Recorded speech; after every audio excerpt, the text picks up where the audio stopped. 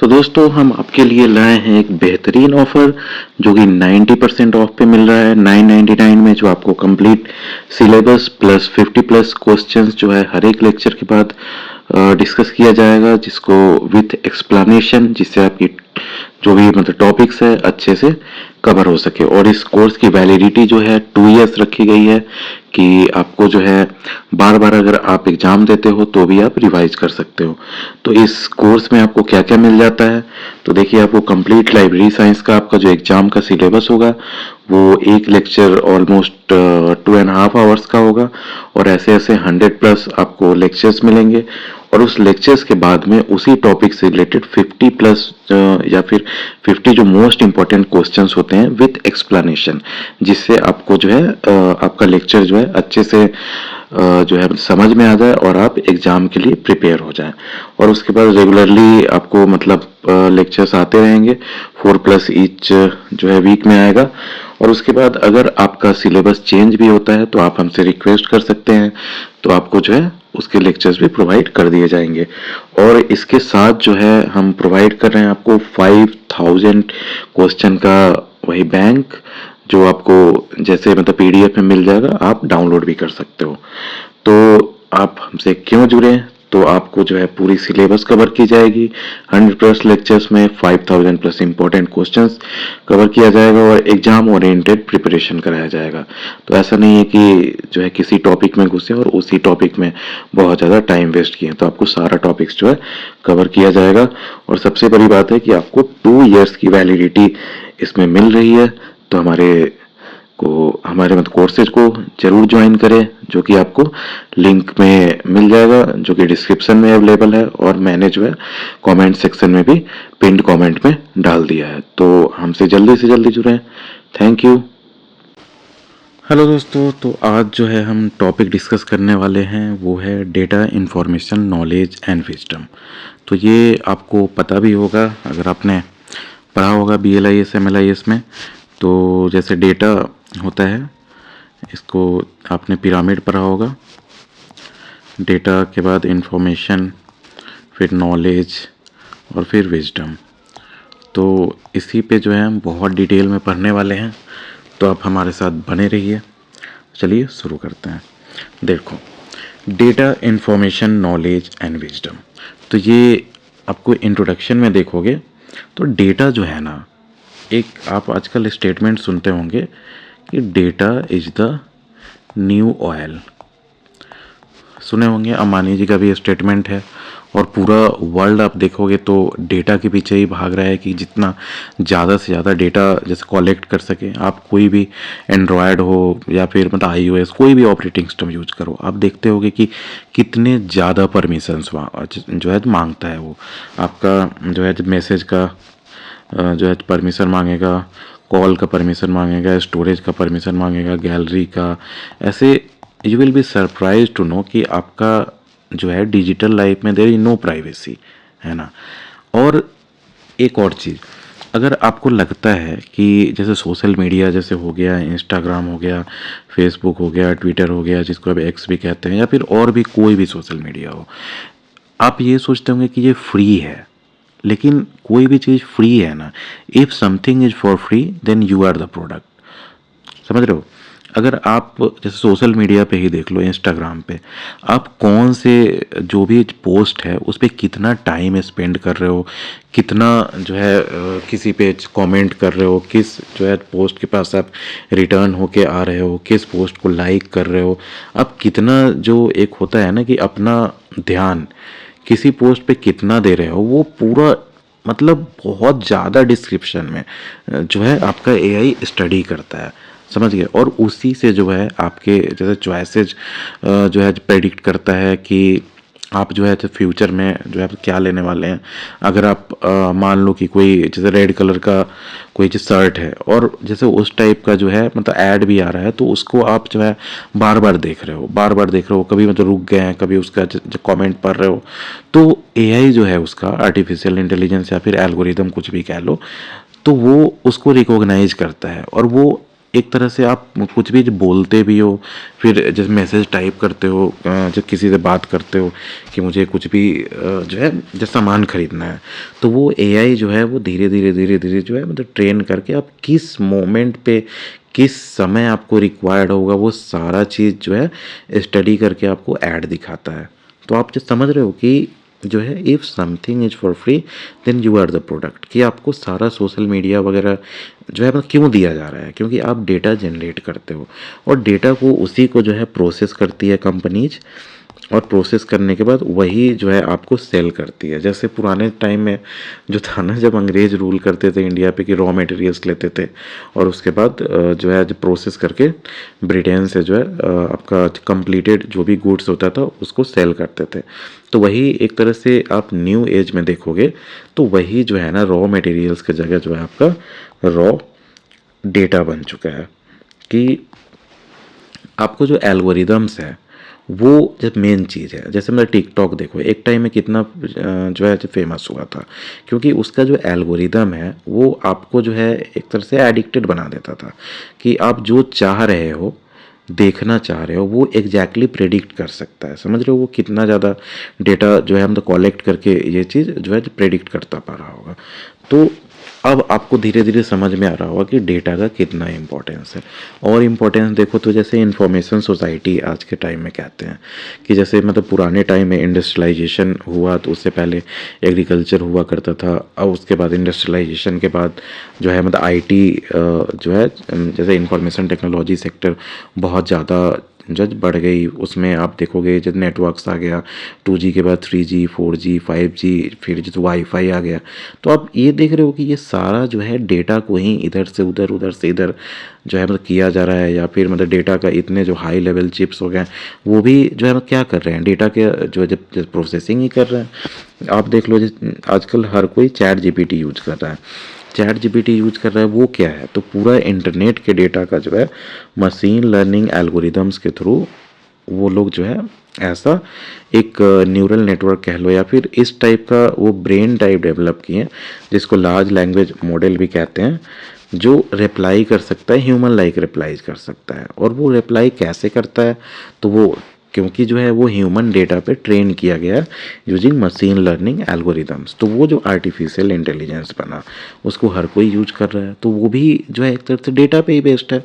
तो देख रहे हो कि आज के टाइम में जितने भी बड़े जॉब्स हैं, बड़े कंट्रीज हैं, बड़े कंपनीज हैं, एवरीथिंग और एवरीवन डिपेंड्स ऑन डेटा। समझ रहे हो, इकोनॉमी चल रही है डेटा के कारण, स्टॉक मार्केट से लेके सब चीज़ देख लो आप, हर जगह डेटा है। समझ रहे हो, तो डेटा का इम्पोर्टेंस अब समझ रहे होगे आप।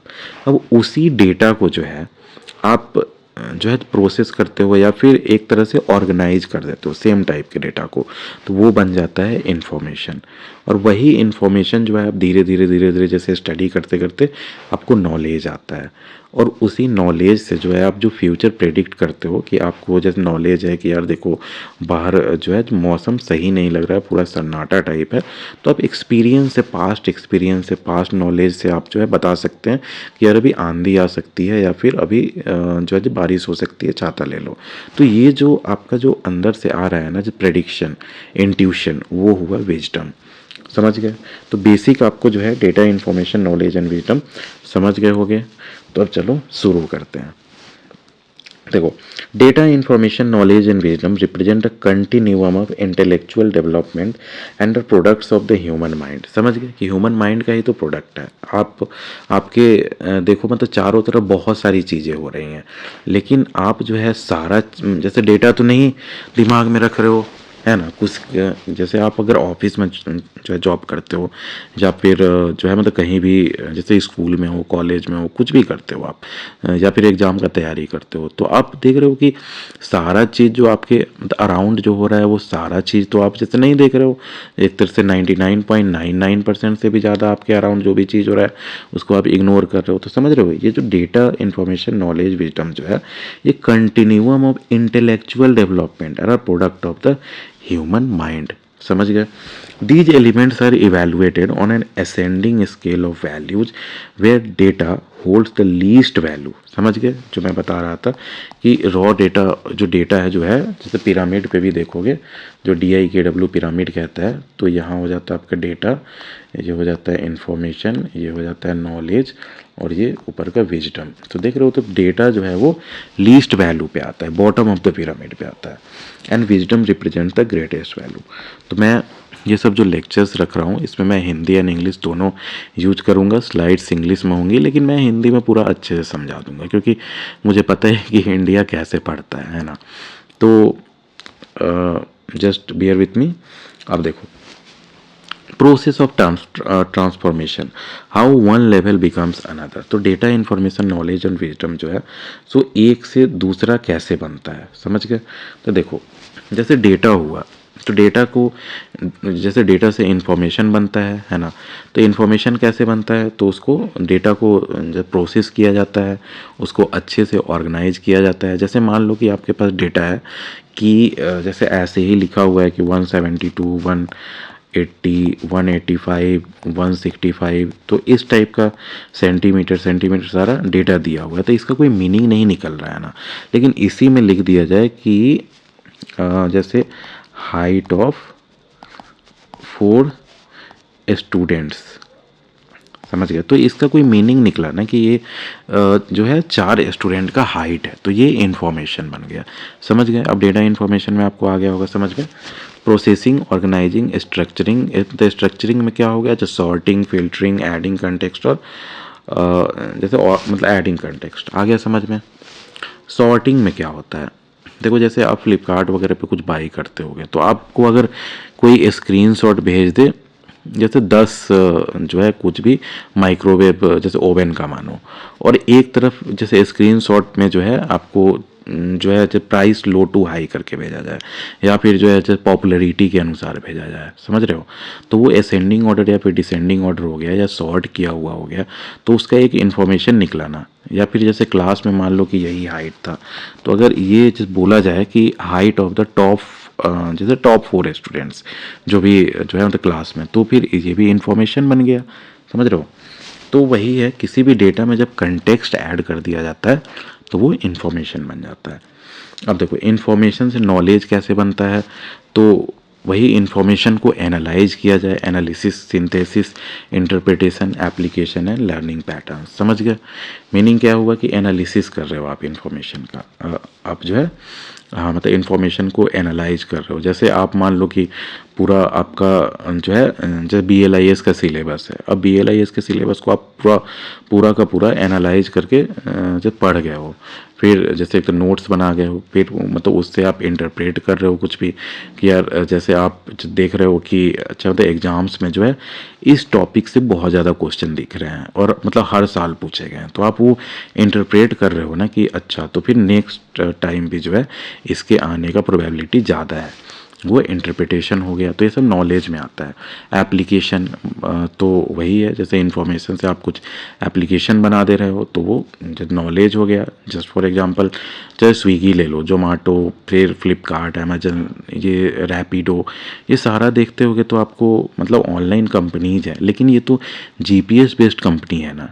देख रहे हो कि एक सिंपल टेक्नोलॉजी का यूज करके कितना बड़ा जो है एक तरह से कंपनीज ये सब जो है बन गई हैं, जो कि करोड़ों लोगों को एम्प्लॉयमेंट दी हुई हैं और आपका लाइफ आसान कर रही हैं। तो ये देख रहे हो कि एक जो GPS का इन्फॉर्मेशन होता है, फिर एंड्रॉयड ऐप कैसे बनाया जाता है इसका इन्फॉर्मेशन, तो ये सब को नॉलेज के थ्रू, तो एप्लीकेशन अगर आप जब बना देते हो तो एप्लीकेशन जो मतलब किसी भी इंफॉर्मेशन को का आप जो यूज किए या फिर एप्लीकेशन में, तो वो आपका क्या हो गया, तो नॉलेज हो गया, समझ गए। और लर्निंग पैटर्न्स आ गया होगा समझ में। अब देखो नॉलेज से विजडम कैसे बनता है, तो आप जैसे पढ़ाई लिखाई कर ली हैं और उसके बाद कुछ फ्यूचर का जो प्रेडिक्ट कर रहे हो अपने इंट्यूशन के अनुसार, समझ गए, एक्सपीरियंस, फोरसाइट जो कहते हैं, जैसे मतलब कहते नहीं कि बड़े बुजुर्ग लोग को आप मतलब आपको कभी कभी रियलाइज होता होगा कि कुछ होता होगा ना लाइफ में, तो आप सोचते होगे कि हाँ यार, मतलब मेरे जो दादाजी सही कहा करते थे इस बारे में कि जैसे एक तो पाकिस्तानियों पे कभी भी जो है मतलब ट्रस्ट मत करो, कुछ वो ऐसा कर दे तो ये क्या हुआ, आप जब देख रहे हो कि ये फोर साइट हुआ या एक्सपीरियंस हुआ कि ऐसा मतलब कहा करते थे, तो आगे से आपका भी जो है, मैं ये बस एग्जांपल दे रहा हूँ, तो जस्ट टेक इट मतलब एज एन एग्जांपल ओनली। तो वही एक्सपीरियंस फोर साइट वगैरह जो हुआ ना आपका, कॉमन सेंस, इंट्यूशन, ये हो गया विजडम। समझ गए? अब देखो, तो अब डेटा को अच्छे से समझते हैं। देखो, the word data originates from Latin. समझ गए? तो ये डेटा जो है सो आपको लैटिन वर्ड से आया हुआ है, ये आप याद रख लेना। बहुत बार क्वेश्चन में पूछा जाता है कि इस तरह से दिए दिया जाता है, लैटिन हो गया, ग्रीक हो गया, इंग्लिश वर्ड हो गया, हिंदी, संस्कृत, इस टाइप से कुछ कुछ दे देगा। तो ये डेटा जो है लैटिन वर्ड से आया है, जिसका मीनिंग ही है एनीथिंग दैट इज गिवन। कुछ भी दिया हुआ है रैंडमली, वो डेटा है। समझ गए? तो it encompasses facts, figures, letters, symbols, words, charts and graph representing ideas, objects और कंडीशंस। समझ गए कि किसी भी तरह से हो सकता है, कुछ भी जैसे दिया हुआ हो, समझ रहे हो, तो वो कुछ भी हो सकता है। जैसे एक तो फिगर दिया हुआ, वो भी जो है मतलब डेटा हो गया। कोई मतलब ऐसे ही कुछ भी लिखा हुआ है लेटर, जैसे मान लो APTE, तो ये कुछ भी हो सकता है, तो ये भी जो है मतलब डेटा है। इसका मीनिंग निकलने का कोई ज़रूरत नहीं है। समझ गए? कुछ भी जो सिंबल है, जैसे मान लो डेल्टा का सिंबल है, फिर जैसे ये है question mark, sign of exclamation, तो कुछ भी दिया हुआ है इस तरह से वो आपका डेटा हो जाता है। समझ गए? अब देखो definitions of data. Webster third new international dictionary जो है डेटा को कैसे डिफाइन करता है? डेटा इज समथिंग गिवन और एडमिटेड। कुछ भी एडमिट किया जा रहा है कि या फिर दिया हुआ है। आप मतलब कुछ भी हो सकता है ना। आप जैसे एक तो पिन कोड, आप जैसे एक तरह से ATM में जाते हो और उसके बाद ATM वाले मशीन में ATM कार्ड लगा के पिन डालते हो, तो वो भी जो है अपना डेटा है, क्योंकि आप जो है मशीन में एंटर कर रहे हो। तो अब आ गया होगा समझ में। तो डेटा इज समथिंग गिवन और एडमिटेड। समझ गए? फैक्ट्स और प्रिंसिपल्स ग्रांटेड और presented forming the basis of inference और आर्गुमेंट और फॉर कंस्ट्रक्टिंग अ सिस्टम। आ गया समझ में? तो ये वेबस्टर्स का डेफिनेशन है डेटा का। समझ गया? तो ऐसे पूछा जाता है कभी कभी, नॉट एवरी टाइम, लेकिन कभी कभी ऐसे पूछ देता है कि according to Webster's dictionary data can be defined as, और उसमें मतलब जस्ट छोटा छोटा स्टेटमेंट दे देगा जो आपको ध्यान में रखना पड़ेगा, बेसिक चीज़। समझ गए? तो इसमें बेसिकली ये रखो कि डेटा इज समथिंग गिवन और एडमिटेड, बस। अब देखो, ऑक्सफोर्ड इंसाइक्लोपीडिक इंग्लिश डिक्शनरी है, ये कैसे डिफाइन करता है डेटा को? तो नोन फैक्ट्स और things use as a basis for inference और रेकनिंग। समझ गए? जो भी जो है जिसका कुछ आप इन्फेरेंस निकाल रहे हो, वो डेटा हो जाता है। वो आपका जो है मतलब जाना हुआ फैक्ट भी हो सकता है। समझ गए? अब देखो, यूनेस्को कैसे डिफाइन करता है? The data are facts, concepts और इंस्ट्रक्शंस फॉर्मलाइज्ड फॉर कम्युनिकेशन। तो कुछ भी एक फैक्ट हो गया, इंस्ट्रक्शन हो गया, तो बातचीत करने के लिए जो है जो भी यूज हो रहा है। और जब बातचीत में कोई ज़रूरी नहीं है कि ओरल कम्युनिकेशन, वो किसी भी तरह से कम्युनिकेशन में जो यूज हो रहा है, तो वो सारा डेटा है। समझ गए?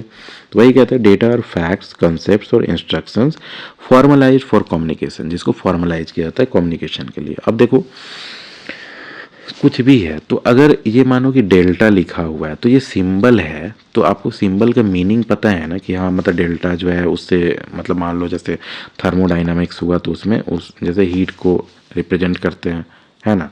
तो ये सिंबल का कुछ मीनिंग हुआ, तो ये सिंबल कुछ कम्युनिकेट तो कर रहा है ना। जैसे डेल्टा H अगर लिखा हुआ हो, तो ये कुछ तो मतलब कम्युनिकेट कर रहा है। समझ गया? तो इसलिए कह रहे हैं डेटा और फैक्ट, कंसेप्ट और इंस्ट्रक्शन फॉर्मलाइज्ड फॉर कम्युनिकेशन। अब देखो, कुछ इसी टाइप का अगर आप रैंडमली कुछ भी ऐसे बना दो और उसके बाद जब बोल दो, तो इसका कोई भी मीनिंग नहीं निकलाना, तो इसको डेटा नहीं कहा जा सकता है। समझ गए? मतलब ऐसा नहीं है कि रैंडमली कुछ भी लिख दिया हो, उसका कुछ तो मीनिंग निकलता हो, है ना। अब जैसे मान लो कि कोई मतलब ऐसे करके लिख दिया है और उसके बाद बोलता है कि ये जो है मतलब डेटा हो गया क्योंकि इट इज़ जस्ट गिवन, तो ऐसा नहीं है। वही यूनेस्को कहता है कि डेटा और फैक्ट्स, कंसेप्ट्स और इंस्ट्रक्शंस फॉर्मलाइज्ड फॉर कम्युनिकेशन। तो जब भी इस टाइप का अगर मतलब एग्जाम में स्टेटमेंट दिया हो फॉर्मलाइज्ड फॉर कम्युनिकेशन, तो आप याद कर लो कम्युनिकेशन यूनेस्को, इस टाइप से आप मैच करके याद कर सकते हैं। और ऑक्सफोर्ड इंसाइक्लोपीडिया में क्या था, फैक्ट्स और things used a basis for inference और रेकनिंग। तो इन्फेरेंस और रेकनिंग का बात किया हो तो आपका ऑक्सफोर्ड डिक्शनरी का वो डेफिनेशन है। वेबस्टर्स का क्या था, गिवन और एडमिटेड। समझ गए, तो इस तरह से आप याद कर लो। अब देखो हिस्टोरिकल बैकग्राउंड एंड ओरिजिन, तो एक इसका हिस्टोरिकल बैकग्राउंड देखोगे क्या है, तो ये हिस्टोरिकल बैकग्राउंड मैंने DIKW जो फ्रेमवर्क है, डेटा इन्फॉर्मेशन नॉलेज विजडम, उसका फ्रेमवर्क का मैं बता रहा हूँ। तो देखो पहले तो ये जान लो पिरामिड, तो ये हो जाता है डेटा इन्फॉर्मेशन नॉलेज और ये हो गया आपका विजडम। समझ गए, तो ये DIKW पिरामिड कहते हैं इसको। समझ गए, देखो the concept existed earlier but the formal hierarchy, ये जो हायरार्की जो हुआ नीचे से ऊपर तक का was first clearly articulated by Russell L Ackoff. तो ये जो थे आपको अमेरिकन सिस्टम साइंटिस्ट थे, तो ये अपना जो एक पेपर पब्लिश किए थे 1989 में। समझ गए, 1989 में, और ये नाम बहुत इम्पोर्टेंट है, रसेल एल एकॉफ।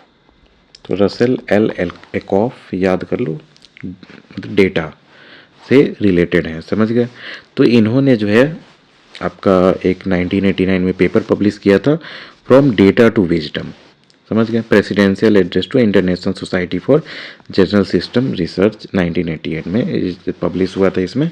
तो फ्रॉम डेटा टू विजडम इन्होंने जो है रसेल एल एकॉफ ने जो है ये पेपर पब्लिश किया था 1989 में। ये बहुत बार पूछा गया है इनका नाम कि ये जो द हायरार्की है किसके द्वारा दिया गया है, तो रसेल एल एकॉफ। तो मैं इस पे ज़्यादा एम्फेसाइज किसी चीज़ पे अगर देता हूँ आगे के जो है लेक्चर्स में, तो उस पर आप बहुत ज़्यादा ध्यान से सुनना। तो समझ गए, तो ये 1989, और मैं इतना जो ध्यान से ईयर्स बता रहा हूँ इसलिए भी क्योंकि लाइब्रेरी साइंस के एग्ज़ाम्स में नेम ईयर है ना, ये बहुत ज़्यादा इम्पोर्टेंट है, मतलब बहुत कम। आई थिंक कि जैसे मैं कभी कभी आप देखोगे कि 30% जो क्वेश्चन है ना वो इसी से पूछता है, इसी टाइप का, कि जो है जैसे क्रोनोलॉजिकली अरेंज करो तो फिर मतलब ये किसने दिया, वो किसने दिया, मतलब कौन से लैंग्वेज से आया, इस टाइप का। समझ गए, तो देखो Ackoff originally included an extra layer understanding. तो पहले जो था ना, देखो आपका DIK जो है ना उसके मतलब DIKW के बाद भी एक ऊपर लेयर था यहाँ पे अंडरस्टैंडिंग का, जिसको बाद में जो है हटा दिया गया था, between knowledge and wisdom, making it मतलब WU, data information knowledge understanding और विजडम, सॉरी मतलब नॉलेज और विजडम के बीच में जो है अंडरस्टैंडिंग था। हाँ वही बात हुआ कि आप जैसे नॉलेज ले रहे हो फिर उसी नॉलेज को समझ रहे हो जब, तभी तो विजडम आगे चल के बनेगा। लेकिन अगर कॉमन सेंस लगाओ तो वही अंडरस्टैंडिंग ही तो मतलब टेक्निकली देखो तो आपका नॉलेज और विजडम के बीच का जैसे ट्रांजिशन फेज हुआ, क्योंकि आप नॉलेज जैसे ग्रहण कर रहे हो तो वही तो अंडरस्टैंडिंग हो गया, आप अगर कॉमन सेंस लगाओ तो इसलिए उसको मर्ज कर दिया गया। समझ गए, तो देखो Milan Zeleny is sometimes credited with popularising the pyramid graphical form. तो ये भी पूछ सकता है कि ये जो है DIKW मतलब जो फ्रेमवर्क है या फिर पिरामिड जो है उसको ग्राफिकल फॉर्म में मतलब पिरामिड फॉर्म में मतलब किसने ये किया, तो मिलान जेलेनी।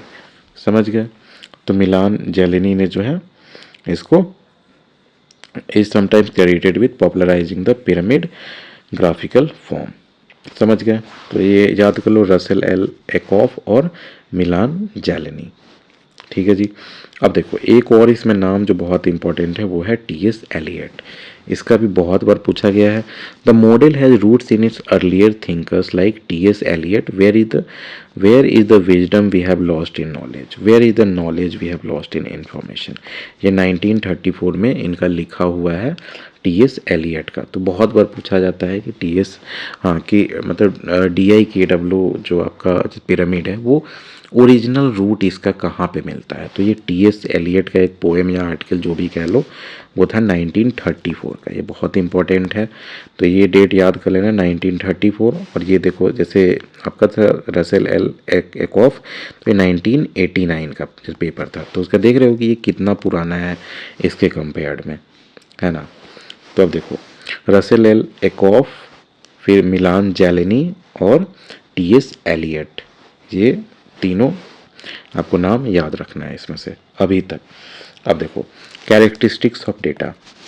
Data is a unit of fact, तो जैसे मैं बता रहा था कि फैक्ट का एक यूनिट है, समझ गए। And serves as the raw material for information, तो वो रॉ मटेरियल इंफॉर्मेशन के लिए प्ले करता है। जैसे मान लो कि आपको 10 दिया हुआ है, अभी मैं जैसे हाइट ऑफ स्टूडेंट्स का एग्जांपल दे रहा था, तो वैसे ही मान लो 166 centimetre, 168 centimetre, 175 centimetre, 180 centimetre, 162 centimetre. तो अगर मान लो कि ये फर्स्ट बेंच पे अगर 5 स्टूडेंट बैठे हुए हैं, तो उनका बस इसी टाइप से आपको लिख के दे दिया जाता है। तो आपको लिख के दे दिया जाए तो ये क्या है, ऐसे ही रॉ डेटा तो कुछ भी नहीं समझ में आता है ना। तो यही है ना कि अब इस पे अगर लिख दिया जाए कि height of first bench students class 5, या फिर क्लास मान लो 10E के, 10 क्लास है और उसका ई सेक्शन नंबर जो हुआ उसके जो है फर्स्ट बेंच के 5 बच्चों का हाइट है। तो देख रहे हो ये पहले रॉ डेटा था जिससे अब इंफॉर्मेशन बन चुका है। तो it is derive from observation and experiences and can be either quantitative, numerical और qualitative description। तो दोनों तरह से आपका डेटा हो सकता है, आपका जो भी है, तो वो ऑब्जर्वेशन और एक्सपीरियंस से मिलता है। देखो अब इसमें ऑटोमेटेड डेटा भी हो सकता है, कि कोई ज़रूरी नहीं है कि डेटा जो है सो ह्यूमन ही क्रिएट करेगा। जस्ट फॉर एग्जांपल मान लो कि हमारा सैटेलाइट जो है वो घूम रहा है जो पृथ्वी के चारों ओर, और वो हर जो है सेकेंड जो है मान लो 10 इमेजेस जो है खींच रहा है, तो 10 इमेज हर बार खींच रहा है, तो वो ऑटोमेटिकली स्टोर होते जा रहा है ना। तो वो देख रहे हो कि रॉ डेटा जो है वो स्टोर होते जा रहा है, तो वो यहाँ पे कोई आदमी तो नहीं उसको जो है मतलब डेटा को जो ले रहा है, वो तो ऑटोमेटिकली हुआ ना, समझ गए। तो ये ऑब्जर्वेशन का भी डेटा आप कह सकते हो। वैसे ही मान लो कि हर रोज़ का जो है आप जो है सनराइज हो रहा है, तो आपको अगर काम दिया जाता है कि रोज़ का जो है आपको जब भी सनराइज हो रहा है उस समय आपको ह्यूमिडिटी मेजर करना है, टेम्परेचर मेजर करना है और सनराइज का टाइम मेजर करना है, तो उसके बाद वो भी जैसे डेटा बन जाएगा, समझ रहे हो। तो वहाँ पे क्या हुआ कि आप जो ऑब्जर्व करोगे ह्यूमिडिटी, डेटा, टेम्परेचर, तो ये सब ऑब्जर्वेशन से जो है मतलब क्रिएट हुआ डेटा, है ना। तो वही ऑब्जर्वेशन और एक्सपीरियंस है।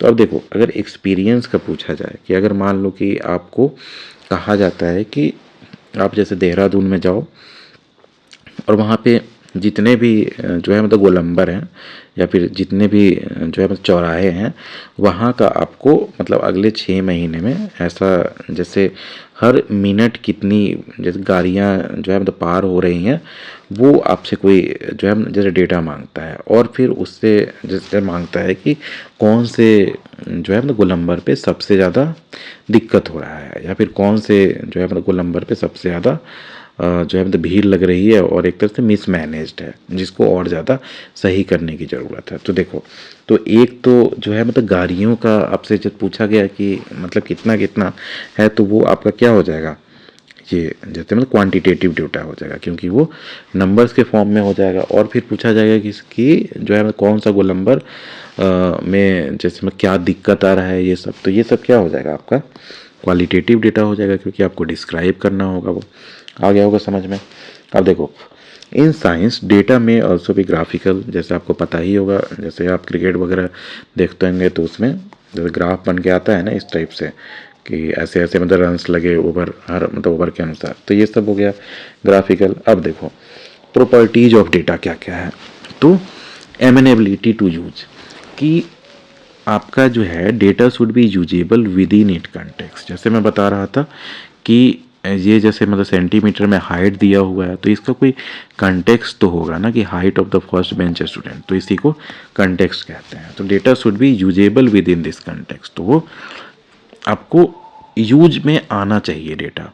समझ गए कि ऐसा नहीं है कि ऐसा डेटा हो जिसका कोई यूज ही ना आ पाए। अब देखो clarity, data must display clear and unambiguous meaning, कि वो जो आपका डेटा है उसका क्लियर और मीनिंग निकलना चाहिए, उसमें एम्बिग्यूटी नहीं होना चाहिए कि यार ये जो है मतलब इसका ये भी मीनिंग हो सकता है, उसका वो भी मीनिंग हो सकता है। अब देखो जैसे मैं लिख दिया ना कि height of first bench students, तो अब अगर केवल इतना लिख के छोड़ देते कि height of first bench student, तो इसका भी कोई क्लैरिटी नहीं आ पा रहा है ना कि वो फर्स्ट बेंच स्टूडेंट जो है मतलब किस क्लास के स्टूडेंट, क्लास जो है जैसे 5th के या फिर 6th के या फिर क्लास 10th के, और वो भी क्लास अगर मान लो कि अगर जैसे मैं 10th का है तो 10th के जो है कितने सारे जो है सेक्शंस होते हैं जो है एक ही स्कूल में, समझ रहे हो। तो वही क्लैरिटी होनी चाहिए डेटा में, एम्बिग्यूटी नहीं होनी चाहिए। एम्बिग्यूटी मतलब होता है कि आप डिसाइड नहीं कर पा रहे हैं कि इसमें इसका मतलब रियल मीनिंग क्या है।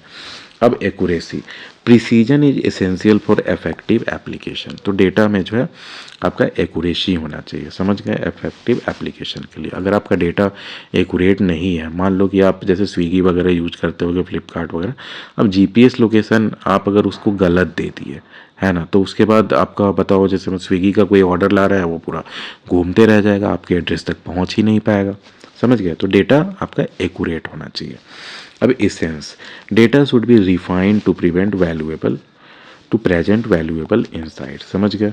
तो डेटा आपका रिफाइंड होना चाहिए कि उसका कोई इंसाइट्स निकले, है ना। अब ऐसा नहीं कि जो है मतलब 1 करोड़ जो है इंडियंस का आपको बस मतलब हाइट दे दिया जाए जैसे मैं नाम के अनुसार, तो उसका कोई मतलब यूज थोड़ा ना हो गया, उसका कोई जैसे एक मीनिंग भी नहीं निकला। अगर आपको दिया जाए कि 1 करोड़ आदमी का जैसे डेटा, और वो डिस्ट्रिक्ट वाइज हो या फिर जैसे तो विलेज वाइज हो या फिर पिन कोड वाइज हो, तो फिर वैसे आप उसका कुछ मतलब एसेंस निकाल सकते हैं कि अच्छा यहाँ के लोग जो है ज़्यादा जो है जैसे लंबे हैं क्योंकि वहाँ पे जैसे माल न्यूट्रिशन नहीं होता होगा, वहाँ पे जो है खाना पीना सबका ठीक है, वहाँ पे जैसे में गरीबी नहीं है, समझ रहे हो। तो वो डेटा का जो है कुछ वैल्यूएबल इंसाइट्स निकलना चाहिए।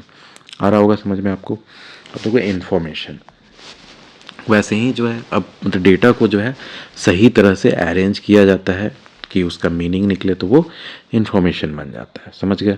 तो जैसे डेटा जो था लैटिन वर्ड से आया था ना, वैसे ही इन्फॉर्मेशन भी जो है लैटिन वर्ड्स से ही आया है, फॉर्मा एंड फॉर्मेशियो से इन्फॉर्मेशन बना है, समझ गए।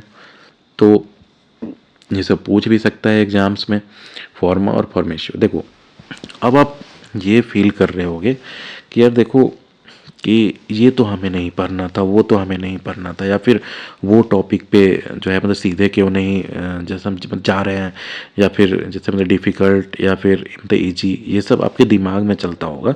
लेकिन आप धीरे धीरे आपको भी लग रहा होगा कि यार सारे कंपटीशन में जो है आजकल जो आप सीधे सीधे क्वेश्चन देख रहे हो ना, वो क्वेश्चन ना पूछ के वो डेप्थ में जा रहे हैं, क्योंकि कंपटीशन जो है ना वो आपको एग्ज़ाम्स लिया जाता है छांटने के लिए, सेलेक्ट नहीं करने के लिए। अगर 14,000 बच्चे अपियर हो रहे हैं और उसमें आपका केवल मान लो कि 6 सीट है कहीं पे तो वहाँ पे छांटना है ना, सेलेक्ट नहीं करना है। तो अब जो जितना डेप्थ में पढ़ा होगा, जो मतलब जिसे जितना क्लैरिटी होगा, क्योंकि बहुत बार आप देखोगे एग्जाम्स में एसर्शन और रीजनिंग के क्वेश्चन आ रहे हैं, तो एसर्शन रीजनिंग आप आपको खुद भी फील हो रहा होगा ना कि जब तक आपको सही से डीपली उसके बारे में डेप्थ में नॉलेज नहीं है ना, आप वो क्वेश्चन में जो है गलती कर जाओगे बहुत बार। तो इसलिए कुछ भी पढ़ो डेप्थ में पढ़ो, आप हमारे साथ बने रहिए और चलिए देखते रहिए। तो देखो the term information derives from the Latin words forma and formatio implying the act of giving shape और फॉर्मिंग पैटर्न्स, समझ गए। Information is process data that has been organised and presented to facilitate better understanding. जो मैं जब बता रहा था कि रॉ डेटा को जो है अगर मीनिंगफुल तरीके से अरेंज किया जाए, ऑर्गेनाइज किया जाए, है ना, कि उसका कुछ मीनिंग निकले, अंडरस्टैंडिंग निकले, तो वो जो है आपका इन्फॉर्मेशन बन जाता है। और फिर जो है इन्फॉर्मेशन कौन से लैंग्वेज से आया है, तो लैटिन लैंग्वेज से आया है, फॉर्मा और फॉर्मेशियो, समझ गए। वैसे ही डेटा भी जो था ये भी आपका जो है लैटिन वर्ड से ही आया है, समझ गए। अब देखो डेफिनेशंस ऑफ इंफॉर्मेशन, तो जैसे वहाँ पे देखे थे हमने वैसे यहाँ भी इंफॉर्मेशन के भी डेफिनेशंस हैं अलग अलग का दिया हुआ। तो देखो हैरोड्स लाइब्रेरीज ग्लॉसरी जो है ग्लॉसरी, वो कहता है information is an assemblage of data in a comprehensible form capable of communication. समझ गए कि उसको कैपेबल ऑफ कम्युनिकेशन जब कोई डेटा बन जाए ना तो वो इन्फॉर्मेशन बनता है। जैसे आप अगर मतलब कह रहे हो कि आप जैसे घर पे बता रहे हो कि जैसे मतलब पापा आज जो है जैसे सूर्योदय जो है 6:30 बजे हुआ था, तो देख रहे हो इसका मीनिंग निकला ना पूरे इन्फॉर्मेशन का कि आज का सूर्योदय कितने बजे हुआ, तो 6:30 बजे, मतलब 6:30 AM में। तो 6:30 AM ऐसे ही बोला जाए तो कोई मीनिंग नहीं है ना। लेकिन अगर आज का सूर्योदय का टाइम है 6:30 AM तो इसका मीनिंग निकल गया, और ये कम्युनिकेशन के लिए तो ये समझाया जा सकता है ना, कैपेबल ऑफ कम्युनिकेशन, तो वो आपका इन्फॉर्मेशन होता है। तो ये हैरोड्स लाइब्रेरियंस ग्लॉसरी का ये दिया हुआ है। अब देखो ब्रिलोनिन का जो है साइटेड बाय मिखालो 1966, ये कहते हैं information is the raw material consisting of a मियर collection of data. समझ गए, ये इनका कहा हुआ है। अब देखो हेइस का क्या कहा हुआ है, information is the result of data usually formalized in processing. समझ गए कि आप जब प्रोसेसिंग मतलब डेटा को आप जब प्रोसेस करते हो तो उसमें जो फॉर्मलाइज कर देते हो कि इसका ये मीनिंग हुआ, तो वही हो गया information is the result of data usually formalized in processing. अब देखो डेविस का क्या दिया हुआ है, information is data that has been processed into a form meaningful to the recipient, जिसको आप बता रहे हो, and holds perceived value for decision making. समझ गए कि वो इन्फॉर्मेशन से ही आगे चल के आप डिसीजन मेकिंग कैपेबिलिटी आएगी। अब देखो स्टीवेंस का क्या डेफिनेशन है, तो information comprises factual data ideas and knowledge identified as valuable organize and transmitted in a meaningful fashion. समझ गए। अब देखो डेटा और इन्फॉर्मेशन का ये देखो अ कलेक्शन ऑफ फैक्ट्स और स्टैटिस्टिक्स, ये थोड़ा जो है मतलब ब्लड दिख रहा होगा लेकिन मैं फिर भी बता देता हूँ। देखो तो मतलब डेटा को कैसे डिफाइन करोगे, अ कलेक्शन ऑफ फैक्ट्स और स्टैटिस्टिक्स जो हमने बताया, अनऑर्गेनाइज्ड वो ऐसे ऑर्गेनाइज नहीं होगा, विदाउट कंटेक्स्ट उसका कोई कंटेक्स्ट नहीं हुआ, जैसे मैंने बताया था 166 सेंटीमीटर दे दिया गया तो इसका कोई जैसे ऐसे कंटेक्स्ट नहीं है। देखो कैन बी क्वांटिटेटिव, जैसे न्यूमेरिकल जो मैं बता रहा था, और क्वांटिटेटिव डिस्क्रिप्टिव टर्म में। एग्जांपल देखो जैसे नंबर ऑफ जो है जो वेबसाइट्स विजिटर्स है ना, फिर जैसे इंडिविजुअल कस्टमर सर्वे रिस्पॉन्सेज, तो इंडिविजुअल रिस्पॉन्स हुआ कस्टमर सर्वे का, लेकिन वो किस बारे में सर्वे है ये सब जब तक आपको नहीं पता हो तो क्या होगा, वो जैसे मैं सर्वे में कम से कम बहुत लोगों का जो इंडिविजुअल रिएक्शंस होगा। अगर मान लो जैसे धुरंधर मूवी हुआ, अब जैसे धुरंधर मूवी आई तो अब धुरंधर मूवी आई होगी तो उसके बाद उसका जैसे मैं सर्वे किया गया होगा, बहुत लोग जब पूछते हैं कि आप कितना रेटिंग देना चाहेंगे, आप कितना रेटिंग देना चाहेंगे, तो कोई इंडिविजुअल आदमी उसको 4 रेटिंग दे दिया तो उसका कोई मीनिंग नहीं हुआ ना। तो आप अगर मतलब किसी का सर्वे कर रहे हैं तो आप उसका कम से कम 100 लोगों से पूछे और उस सर्वे का आप जो है कोई इन्फॉर्मेशन के में जो कन्वर्ट किए कि जैसे जो है 50% लोग जो है मतलब 4 रेटिंग दे रहे हैं, या फिर सबका आप एवरेज निकालते हैं कि जो है सब जितने भी लोग रेटिंग दिए उस सबका जैसे 3.8 आ रहा है आपका एवरेज, तो मतलब इतना जो है आप जैसे एवरेज रेटिंग दी है। फिर जो है जैसे वीमेन इतना रेटिंग दे रही हैं, मेन इतना जैसे रेटिंग दे रहे हैं, तो आप जैसे देख रहे हो कि वो रॉ डेटा था इंडिविजुअल, जिसको आप कंबाइन करके एक जो मीनिंग निकाले तब वो इन्फॉर्मेशन बन देता है। समझ गए। इन्फॉर्मेशन देखो the result of analysing and interpreting data, आप जो डेटा को एनालाइज कर रहे हो और इंटरप्रेट कर रहे हो वो इन्फॉर्मेशन बना। हैज कंटेक्स्ट, तो उसका कंटेक्स्ट होता है कुछ ना कुछ। Can be use to help make decisions, तो वो आपको डिसीजंस लेने में हेल्प करता है। अब देखो example website traffic changes, customer जैसे सर्वे रिजल्ट्स हो गया, प्रोडक्ट प्राइस जो है कंपेरिजन, जैसे आप यूट्यूब पे भी वीडियो देखते होगे कि अगर मान लो कि 2 मोबाइल का कंपेरिजन करके बता रहे हैं तो वो सब आपको इन्फॉर्मेशन हो गया। समझ गए। अब देखो नॉलेज, तो इन्फॉर्मेशन के बाद जो है पिरामिड में आपका नॉलेज आता है। देखोगे यहाँ डेटा हो गया, इन्फॉर्मेशन, फिर आपका नॉलेज, ये हो गया विजडम, ये आपका DIKW पिरामिड भी कहते हैं इसको। तो देखो, the term knowledge refers to an assured belief और something known. It is information that has been read, heard or seen, understood and assimilated. अब मानो कि आप जैसे BLIS कर रहे थे, bachelors in librarian information science, तो ये कर रहे थे, तो उसका पूरा जो सिलेबस था, जितना भी उसमें आपने एग्ज़ाम दिया, क्वेश्चन किया, फिर मतलब इंडिविजुअल जिस टॉपिक्स को पढ़ा, क्लासिफिकेशन, कैटलॉगिंग और भी बहुत सारे जैसे चीज़ें जो थी, इन्फॉर्मेशन उसको ग्रैस्प किया आपने, तो समझ रहे हो। तो आपने मतलब क्या क्या किया उसमें, जैसे आपने उस इन्फॉर्मेशन को पढ़ा, सुना, जो भी जैसे टीचर पढ़ाएं, आपने उस इन्फॉर्मेशन को देखा, तरीका वगैरह आपने समझा, और एसिमिलेटेड मतलब आपने उसे ग्रहण कर लिया अपने अंदर उस इन्फॉर्मेशन को, समझ गए। तो वो आपका क्या हुआ कि आपका वो इन्फॉर्मेशन जो है पूरा BLIS का जो सिलेबस जो था वो आपका नॉलेज बन गया, समझ गए। तो knowledge result from the organisation of facts और ideas into a reasoned judgement और एक्सपेरिमेंटल आउटकम, समझ गए कि आप जो जजमेंट उससे आप कर सकते हो, रीजन वो भी मतलब कॉमन सेंस के साथ जजमेंट, उतना आपको समझ में आ जाएगा। जैसे आपको, आप देखो, आप लाइब्रेरी साइंस में आपने जैसे BLIS कर रखा है, अगर मान लो मास्टर्स में इनरोल्ड हो या फिर कर रखे हो, तो आपको कम से कम ये चीज़ तो जैसे पता हो गया होगा। जैसे देखो, जैसे DDC होता है, David decimal classification, colon classification, library of Congress classification या फिर यूनिवर्सल डेसिमल क्लासिफिकेशन, तो आपको ये तो कॉमन सेंस आ गया होगा कि देखो यार, कोलोन क्लासिफिकेशन बहुत ज़्यादा कॉम्प्लिकेटेड है लेकिन डिटेल्ड है। डेविड डेसिमल क्लासिफिकेशन कोई भी मतलब सिंपली यूज किया जा सकता है क्योंकि वो सिंप्लीफाई कर दिया गया है ना। तो ये सब जो मतलब कॉमन सेंस जो आपका कहने लगा, क्यों आपको ये चीज़ आ रहा है समझ में, क्योंकि आप जो है वो पूरा जो है इन्फॉर्मेशन को नॉलेज में कन्वर्ट कर चुके हो, समझ गए। अब देखो डेफिनेशन ऑफ नॉलेज, तो वैसे ही देखो जैसे वहाँ था इन्फॉर्मेशन का, वेबस्टर्स न्यू इंटरनेशनल डिक्शनरी जो है वो नॉलेज को डिफाइन करता है कि knowledge is familiarity gained by experience, practical skill और technical acquaintance.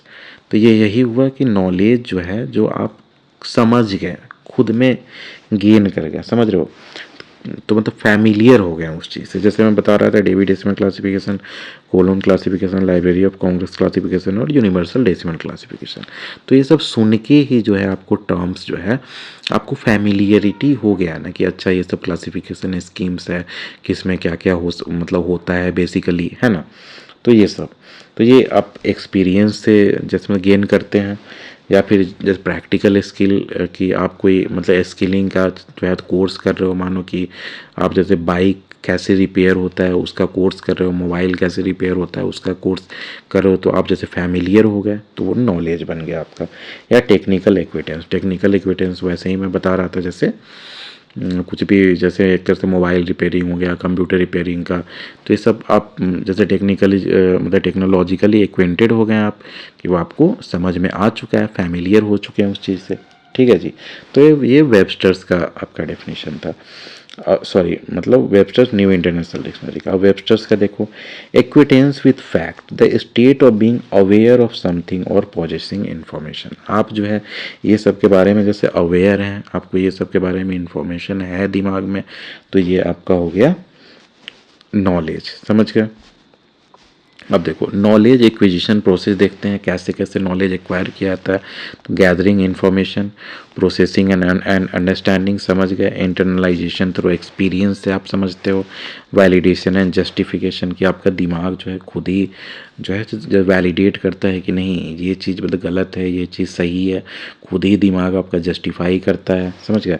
Application and sharing, तो उसके बाद जो है उसी नॉलेज को आप अप्लाई करने लगते हो। जैसे मैं बताया ये सब क्लासिफिकेशन स्कीम्स का, तो ये सब आप खुद के जैसे वर्क प्लेस वगैरह पे अप्लाई करोगे तो वो सब आपका नॉलेज हो गया, और वो दूसरे के साथ भी आप शेयर कर सकते हो। आपसे कोई अगर डाउट पूछने आता है कि यार मेरे को जो है मतलब छोटा सा लाइब्रेरी है, मैं जब नया नया लाइब्रेरियन जब बना हूँ, तो कौन सा क्लासिफिकेशन स्कीम के आधार पे वो लाइब्रेरी सेटअप करूँ, तो ये सब आप जो है अपने एक्सपीरियंस से बता सकते हैं, समझ रहे हो। अब आपको क्लियर हो गया होगा नॉलेज। अब देखो कैरेक्टरिस्टिक ऑफ नॉलेज, और देखो टाइप्स ऑफ नॉलेज। देखो टाइप्स ऑफ नॉलेज में जैसे प्रायरी नॉलेज, डिस्पर्स नॉलेज हो गया, फिर जैसे मतलब एक्सपर्ट नॉलेज हो गया, empirical knowledge, encoded knowledge, explicit knowledge, tacit knowledge, फिर मेटा नॉलेज, इम्प्रेसिव। तो ये सब बस नाम जान लो, उतना याद करने की ज़रूरत नहीं है। बस मैंने ये मतलब पिक्चर उठाया था गूगल से कि आपको पता हो कि ये भी बहुत सारे तरीके के होते हैं। अब देखो कैरेक्टरिस्टिक ऑफ नॉलेज, तो इतना डीप में जाना नहीं है क्योंकि इन्हें पूछता है ना काम क्या है। तो देखो नॉलेज जो है उसके क्या क्या कैरेक्टरिस्टिक्स हैं, तो वो डायनेमिक। तो नॉलेज जो है आपका हमेशा बढ़ते रहता है। अब मानो कि आप जैसे डेटा इन्फॉर्मेशन नॉलेज विजडम के बारे में आप पहले भी जानते रहे होगे, लेकिन फिर ये आप जो है जैसे लेक्चर पूरा स्टार्टिंग से लास्ट तक देखें तो आपको ये लग रहा होगा कि हाँ यार ये और मुझे आ गया और ज़्यादा क्लियर हो गया कॉन्सेप्ट जो है। तो वही वो कह रहा है कि नॉलेज जो है ना आपका डायनेमिक है, कंटिन्यूअसली ग्रोइंग एंड इवॉल्विंग। वो कंटिन्यूअसली बढ़ रहा है वो, और वो इवॉल्व हो रहा है, समझ गया। फिर नॉलेज जो है आपका स्ट्रक्चर्ड है, coherent and significant in its organization, समझ गए, वो स्ट्रक्चर्ड होता है। फिर एक्शनेबल, कि उस नॉलेज से आप कोई एक्शन ले सकते हैं। जैसे मैं आपको बता रहा था कि आपसे कोई जैसे डाउट पूछने आता है तो आप उसको एक्सप्लेन कर सकते हैं, तो वैसे ही अपने लाइब्रेरी में भी अपने नॉलेज के अनुसार कुछ भी जैसे में कर सकते हैं, है ना। कि आप जैसे एक तरह से जैसे लाइब्रेरी में आपने पढ़ा है कि एक रीडिंग टर्म होता है कि जो भी बुक जो है बहुत कम यूज हो रहा है उसको धीरे धीरे हटा दिया जाता है कि स्पेस क्रिएट हो फॉर न्यू बुक्स, है ना। तो न्यू बुक्स, तो आप या तो आपके यहाँ मतलब स्पेस नहीं हो लाइब्रेरी में और आप हमेशा जो है जो बोलते रहें कि यार मेरे को और स्पेस चाहिए बुक्स के लिए, नए बुक्स नहीं आ रहे हैं, या फिर आप ऐसे जैसे बुक्स को देख सकते हैं जो आज तक कोई पिछले मतलब 10 साल में इशू ही नहीं कराया हो, पूरा जो है जैसे तो परा का परा हो। तो लाइब्रेरी कोई बुक सजाने के लिए नहीं है ना, लाइब्रेरी वो एक तरह से जो है सर्विस टाइप है कि आपके पास आ रहे हैं लोग, इशू करा रहे हैं, नहीं आप जो आपको रिटर्न कर रहे हैं टाइम पे, फिर फाइन दे रहे हैं, फिर रिटर्न कर रहे हैं। तो ये सब तो मत देख रहे हो, तो वो एक्शनेबल हो गया कि आपको जैसे रीडिंग का नॉलेज है ये सब चीज़ का, तो आप एक्शन ले सकते हैं और स्पेस क्रिएट करके अच्छे अच्छे बुक्स ला सकते हैं। फिर जैसे यूजर स्टडी कर सकते हैं कि जो है मतलब स्टूडेंट को किस किस बुक की ज़रूरत पड़ रही है, जैसे क्लासेज में जाके फिर जैसे क्वेश्चनेयर्स तैयार करके इंटरव्यू लेके स्टूडेंट्स का, है ना। जैसे मतलब क्लास मॉनिटर है उसको जैसे बुला के आप जो है आप जैसे लिस्ट दे सकते हैं, मतलब बहुत तरीके हैं। तो समझ गए, actionable forms the basis for action and decision making knowledge, समझ गए। अब देखो इंडिविजुअलाइज नॉलेज जो है वो हमेशा इंडिविजुअल का होता है। ये कैसे, आप कहोगे कि तो मान लो 40 स्टूडेंट्स हैं आपके क्लास में, तो 40 स्टूडेंट्स हैं, तो आप 40 स्टूडेंट्स को देखोगे कि वन टीचर, एक ही टीचर रहता है, सबको वो जो है सेम चीज़ जो है पढ़ाया गया है। फिर भी देखोगे कि कोई स्टूडेंट जो है सो बहुत ज़्यादा जो मतलब टॉप कर गया है, वो सेम जो है लेक्चर से बहुत ज़्यादा एक तरह से ग्रैस्प करता है, समझ गया। और मतलब कोई स्टूडेंट है जो सेम चीज़ पढ़ा है लेकिन वो जब फेल कर जा रहा है हमेशा, उसको कुछ भी नहीं समझ में आ रहा है, तो उसका देख रहे हो। तो नॉलेज भी जो हुआ इंडिविजुअलाइज्ड हुआ, यूनिक टू ईच पर्सन दो ट्रांसफरेबल थ्रू कम्युनिकेशन। आ गया समझ में। अब देखो विजडम, तो विजडम किसको कहते हैं। अब देखो नॉलेज आपके पास आ गया तो उसके बाद जो है वो आपका बुद्धि बन जाता है। बुद्धि के अनुसार जो है आप कोई डिसीजन मेकिंग कर सकते हो कि अच्छा ऐसे ऐसे हुआ है। तो जस्ट फॉर एग्जांपल कि आप जैसे देख रहे हो कि लाइब्रेरी में एक तरफ जो है आपको वॉल पे मॉइस्चर है ना, मॉइस्चर है। तो आप जो है या तो उसको इग्नोर कर दो, नहीं तो आपका जो है एक्सपीरियंस और विजडम, मतलब एक्सपीरियंस और जो उतना साल से आपको कॉमन सेंस जो इंट्यूशन कहता है कि इससे आपकी बुक्स जो है उसमें सीलन आ जाएगी, मतलब बुक्स जो है जैसे एक तो भीग जाएंगे, है ना, और वो जैसे में सड़ने लगेंगे, फिर जैसे दीमक लगेगी उसमें, और मतलब बहुत सारा चीज़ ये जो हो सकता है ना। तो वो आपके लिए जगह वो लाइब्रेरी के लिए सही नहीं है। तो ये आपका जो है एक तरह से विजडम ही जो है जब जब बचाता है ना। अब दूसरा एग्जाम्पल, जस्ट फॉर एग्जाम्पल मैं जैसे बता रहा था कि आपको जो है जैसे David decimal classification, library of Congress classification, universal decimal classification, फिर ऐसे ही जो है जैसे में कोलोन क्लासिफिकेशन, तो ये सारा क्लासिफिकेशन स्कीम्स का आपको बेसिक चीज़ आता है। फिर आप जो है मान लो कि स्कूल के लाइब्रेरियन बने हैं, आप मान लीजिए केवीएस के लाइब्रेरियन बने हैं, है ना, तो वहाँ पे आप जैसे कोलोन क्लासिफिकेशन तो यूज नहीं करोगे क्योंकि वहाँ पे सारे स्टूडेंट्स हैं छोटे छोटे, तो आप वहाँ पे जो है या तो जैसे डेविड डेसिमल क्लासिफिकेशन यूज करोगे, नहीं तो आप कहोगे कि यार यहाँ क्लासिफिकेशन की ज़रूरत ही नहीं है इतने छोटे लाइब्रेरी में, केवल जो है जैसे क्लास 1 2 3 4 5 से लेके क्लास 12 तक का अलग अलग जैसे अलमीरा बना दो, और उसी अलमीरे में जो है जैसे मतलब एक अलमीरा पे जो है मतलब एक सब्जेक्ट का रख दो, दूसरे अलमीरा पे दूसरे सब्जेक्ट का, तो वो जैसे एक तरह से सिंपल हुआ खोजना। तो देख रहे हो, तो ये यहाँ आपका विजडम जो है ना वो काम आएगा। तो आ गया होगा नॉलेज और विजडम में भी आपको डिफरेंस। देखो, wisdom is the distilled and integrated knowledge and understanding that combines experience, insight and good judgement. समझ गए कि आप सही डिसीजन ले पा रहे हो। It represent the highest intellectual attainment and serves as the foundation for developmental process। समझ गए कि कुछ भी developmental process का जो है फाउंडेशन रखता है। फिर एक और एग्जांपल दूंगा मैं, जैसे एलन मस्क को आप सब लोग जानते होंगे, वर्ल्ड रिचेस्ट हैं। जैसे टेस्ला जो आपकी कार है उसके ओनर, फिर स्पेस एक्स जो है कंपनी चलाते हैं, बहुत सारे हैं इनके जो बिजनेस, बहुत अमीर है, अथाह अमीर, $800 बिलियन के आसपास, वर्ल्ड्स फर्स्ट मतलब ट्रिलियनियर जो कहा जा रहा है कि जो वर्ल्ड में होगा वो एलन मस्क ही होंगे। तो देखो, स्पेस एक्स में अब इन्होंने क्या किया कि इन्होंने कहा कि अगर ह्यूमैनिटी को, मानवता को अगर दूसरे जगह जाना है, दूसरे प्लानट में, और अगर सरवाइव करना है, सरवाइव किस सेंस में कि देखो जैसे डायनासोर से एक टाइम में सबसे मतलब एक तरह से इवोल्व थे, जैसे वैल्यू चेन जो कहा जाता है, मतलब सबसे ऊपर थे जो है फूड चेन में, वो उन्हें मतलब कोई नहीं हरा सकता था, मानो कि वो रूल करते थे अर्थ को। लेकिन क्या हुआ, एक बार जैसे मतलब कॉमेट गिरा जो अर्थ पे, और उसके बाद सारे के सारे विलुप्त हो गए, पूरा स्पेसीज ही खत्म हो गई। फिर रीस्टार्ट हुआ, आज देखो जैसे हम सबसे ऊपर चल रहे हैं, है ना। तो अब ह्यूमैनिटी भी इसी टाइप से नहीं ख़त्म हो जाए, या फिर मानो कि जैसे वॉर हुआ अभी ही, मतलब कितनी सारी जैसे वॉर्स चल रही है, फिर जैसे तो वायरसेज आप खुद जैसे देख पा रहे होगे कि जैसे में कोरोना वायरस आया था, अब कोरोना वायरस की जगह बहुत खतरनाक अगर वायरस रहता है जिसमें कोई बचता ही नहीं, तब तो पूरी ह्यूमैनिटी भी ख़त्म हो जाती है ना। तो उसी से के लिए जो है आदमी क्या कर सकता है कि दूसरे प्लैनेट पे हो गया, मून पे हो गया, या फिर और भी दूसरा जो है बहुत एडवांस हो जाए तो उसका दूसरा जैसे मतलब सोलर सिस्टम हो गया, दूसरा मतलब स्टार में वहाँ के भी जो प्लैनेट्स को एक्सप्लोर किया जा सकता है। तो वो तो बहुत आगे की बात है। लेकिन अब देखोगे तो जब आपका सैटेलाइट ही इतना महंगा हो जाता है कुछ भी भेजना, तो वो कुछ भी रॉकेट ही जैसे रीयूजेबल नहीं था। एक बार रॉकेट जैसे उड़ा और उसका पूरा का पूरा जैसे वेस्ट हो गया, तो वो जो है मतलब देख रहे हो इकोनॉमिकली कभी भी जैसे वायबल ही नहीं है। तो इस चीज़ को लेके उन्होंने कंसेप्ट लगाया कि रीयूजेबल रॉकेट्स उन्होंने बनाया, कि रॉकेट्स जो है सेटेलाइट छोड़ने के बाद उसके जितने भी बूस्टर्स वगैरह होते हैं वो नीचे आ जाते हैं, जिससे आपका मानो कि अगर 80% भी या 60% भी आप अगर रॉकेट में जितना खर्च हो रहा है उड़ाने में उसका कॉस्ट बचा लेते हो, तो उसको आप कहीं और यूज कर सकते हो। तो देख रहे हो, तो ये सब विजडम में आया कि टेक्नोलॉजी तो जैसे नॉलेज तो जैसे बहुत लोगों के पास है, लेकिन जो इंसाइट जो हुआ ना कि आप फ्यूचर आप खुद से एक तरह से डिजाइन कर रहे हो, कुछ भी डिसाइड कर रहे हो तो अपने इंट्यूशन के आधार पे डिसाइड कर रहे हो, तो वो सब विजडम में आ जाता है।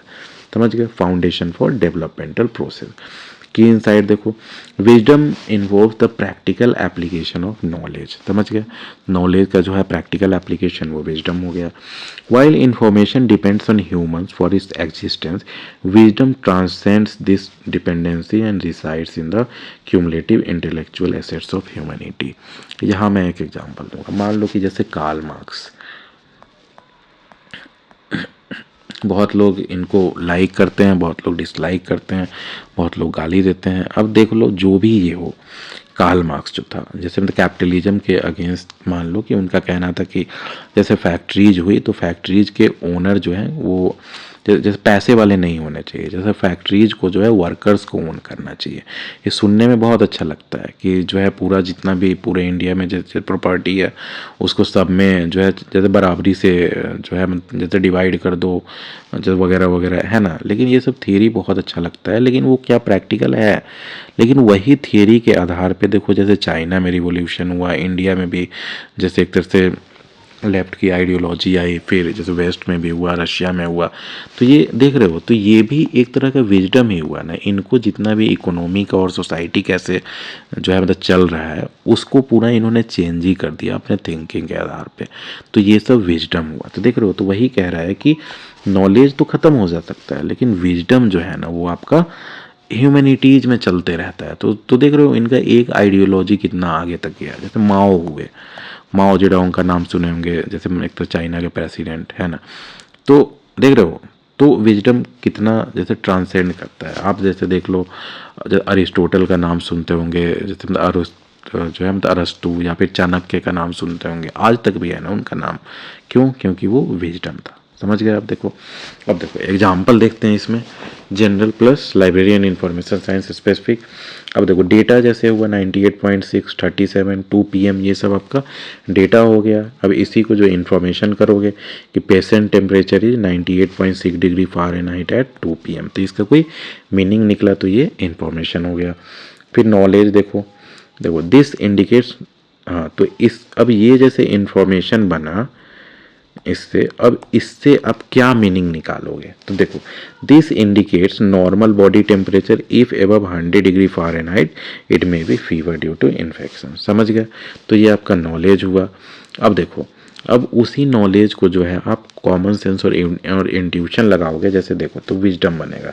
तो जैसे considering patients age, medical history and ethical guidelines decide whether to administer paracetamol और मोनीटर ओनली। तो वो टेम्परेचर देके आपको पैरासीटामोल देना है या फिर टेम्परेचर को मोनीटर करना है, तो ये आपको विजडम बन गया।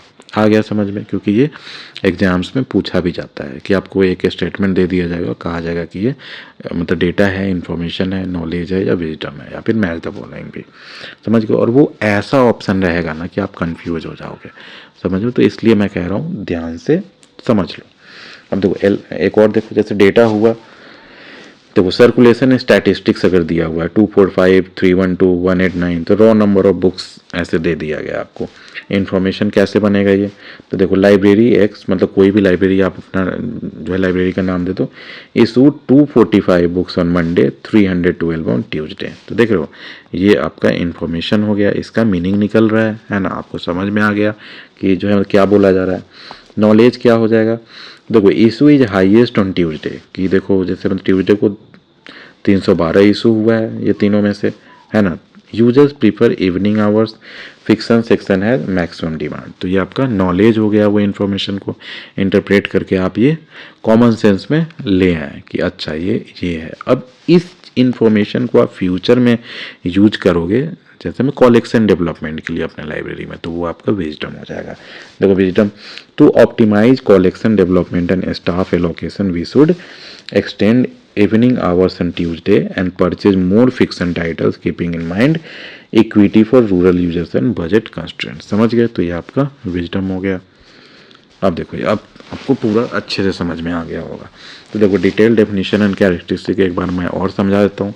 डेटा हो गया क्या? तो raw unprocessed fact, symbols, numbers और ऑब्जर्वेशन विदाउट कंटेक्स्ट और मीनिंग। समझ गए?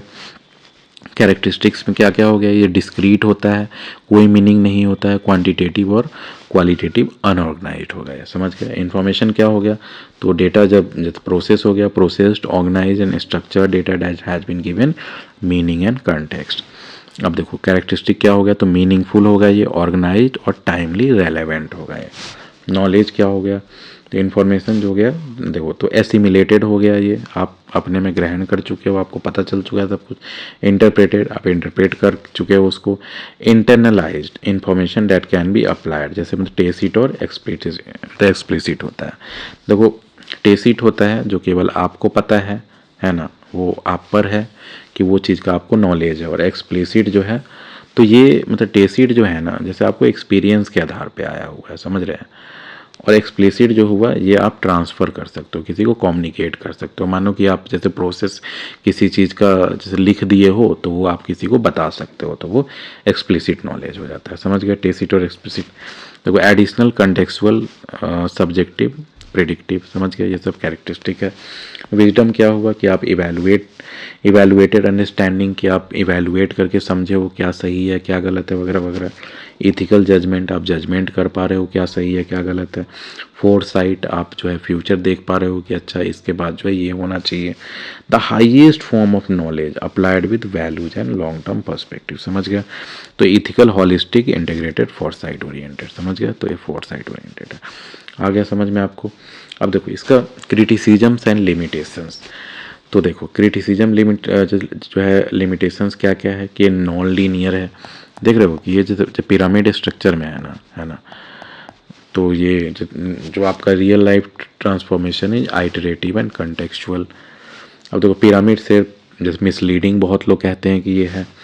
Suggest knowledge is filtered down from data but actually knowledge creates new data. अब देखो जैसे कहा गया ना कि ऐसे आप देते हो डेटा, इंफॉर्मेशन, नॉलेज और विजडम, है ना, तो ये ऐसा नहीं लग रहा है कि ये जैसे ऊपर जाते जाते जाते जाते जाते तो फिल्टर होते जा रहा है ना, लेकिन ऐसा है नहीं, क्योंकि नॉलेज से भी तो नया डेटा मतलब क्रिएट होगा। आप जैसे रिसर्च वगैरह करोगे तो ये सब जैसे क्रिटिसिज्म में बोला जाता है। अब लैक्स क्लैरिटी और बाउंड्रीज, जैसे मैं बता रहा था कि नॉलेज और विजडम के बीच में भी एक मतलब अंडरस्टैंडिंग लिखा गया था, तो वही कोई ऐसे एग्जैक्ट क्लियर नहीं है ना कि बाउंड्री यहाँ पे नॉलेज ख़त्म होता है वहाँ से विजडम शुरू होता है, तो ये लोग मतलब ऐसे कहते हैं। तो ये सब देखो, आप अगर ये सब आप क्रिटिसिज्म वगैरह जानोगे तो आपको इंटरव्यूज़ वगैरह में पूछा जा सकता है कि आप मतलब DIKW जो आपका जैसे पिरामिड होता है उसको उसका कोई मतलब क्रिटिसिज्म बताओ कि क्यों वो सही नहीं है। क्योंकि सही क्यों है वो तो आपको हर किसी को पता है, लेकिन सही क्यों नहीं है ये एक आपसे पूछ दे तो ये सब आप बता सकते हो इंटरव्यूज में। अब देखो ignores social cultural aspect of knowledge creation.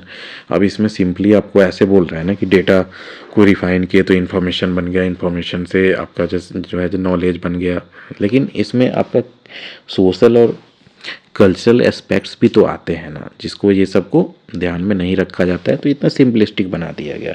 Over simplifies wisdom, hard to quantify. जैसे एक तरफ से विजडम हुआ तो अब ठीक है, जैसे एक तो नॉलेज तो हम जो है मतलब समझ गए, लेकिन विजडम हुआ उसको कैसे क्वांटिफाई करोगे कि मतलब किसी के अंदर कितना विजडम है ना, तो उसको क्वांटिफाई नहीं किया जा सकता, समझ गए। अब देखो तो एक मतलब एग्जाम ओरिएंटेड जो है शॉर्ट नोट्स, जैसे एक तो बेसिकली मैं बता देता हूँ।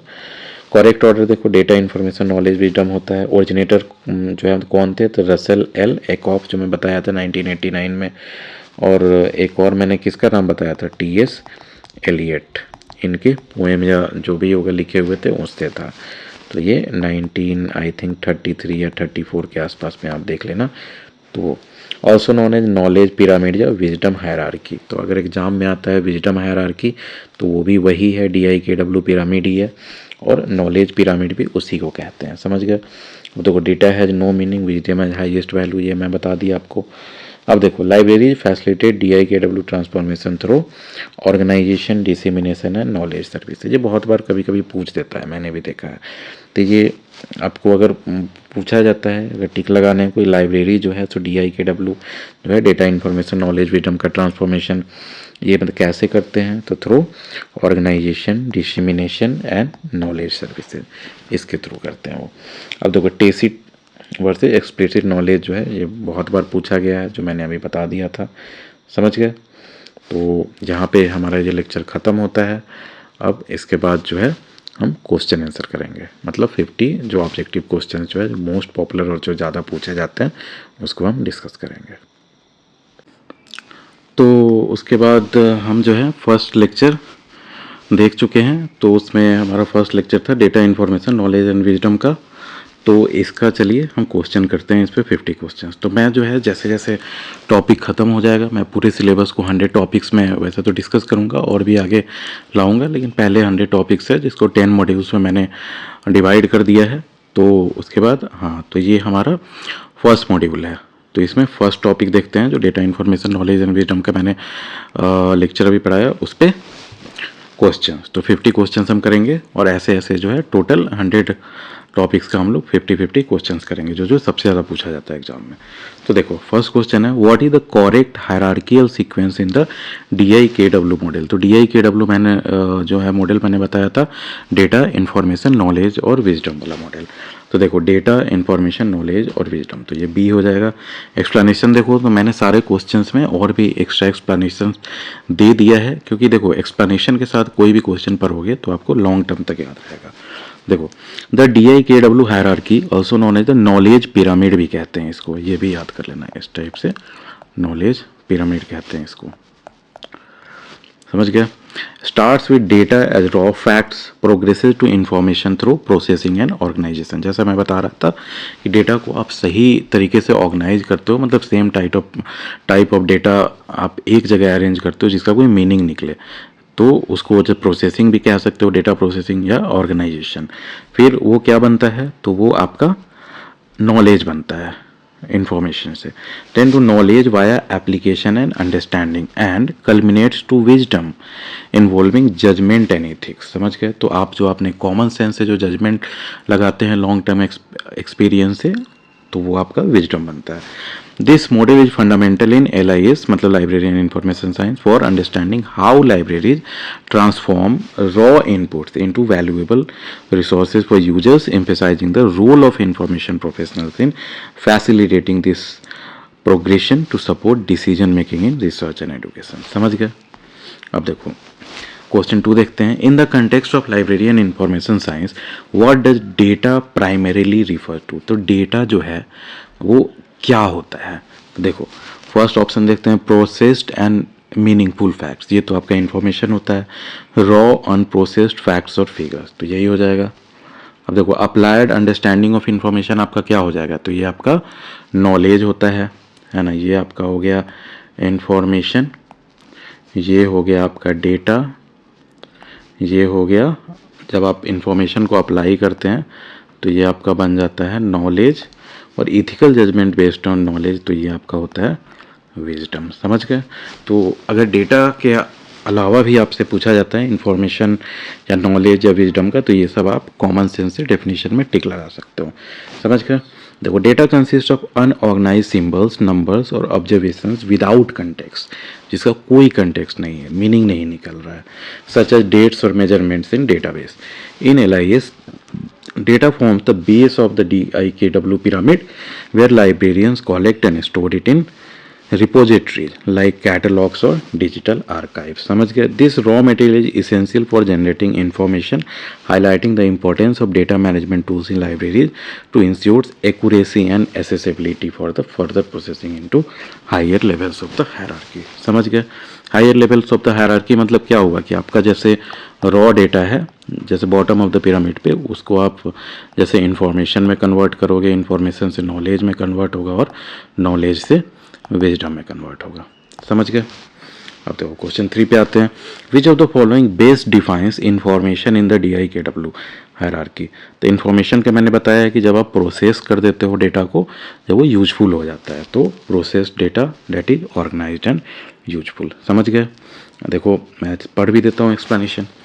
इन्फॉर्मेशन इमर्ज, देखो मैं एक्सप्लेनेशन इसलिए भी ज़्यादा समझा के और धीरे धीरे, आप देख रहे होगे कि मैं पढ़ा रहा हूँ, जल्दी जल्दी में नहीं चल रहा हूँ, क्योंकि मैं चाहता हूँ कि जिनकी इंग्लिश वीक है वो भी ढंग से समझ सके, क्योंकि तेज तेज पढ़ के आगे बढ़ जाओ तो क्या फ़ायदा, और अगर समझ में ही ना आए तो information emerges when data is structured, analysed and given context, making it meaningful, such as sorted list of books titles from raw accession number. समझ गए कि रॉ एसेसन नंबर जो होता है, एसेसन नंबर मैं आगे और जो है पढ़ाऊंगा। एसेसन रजिस्टर होता है, एसेसन नंबर होता है, क्योंकि मतलब कोई भी नया बुक जो आपकी लाइब्रेरी में आता है तो सबसे पहले एसेसन रजिस्टर में लिखा जाता है, तो और एसेसन नंबर जो है प्रोवाइड किया जाता है। समझ गए।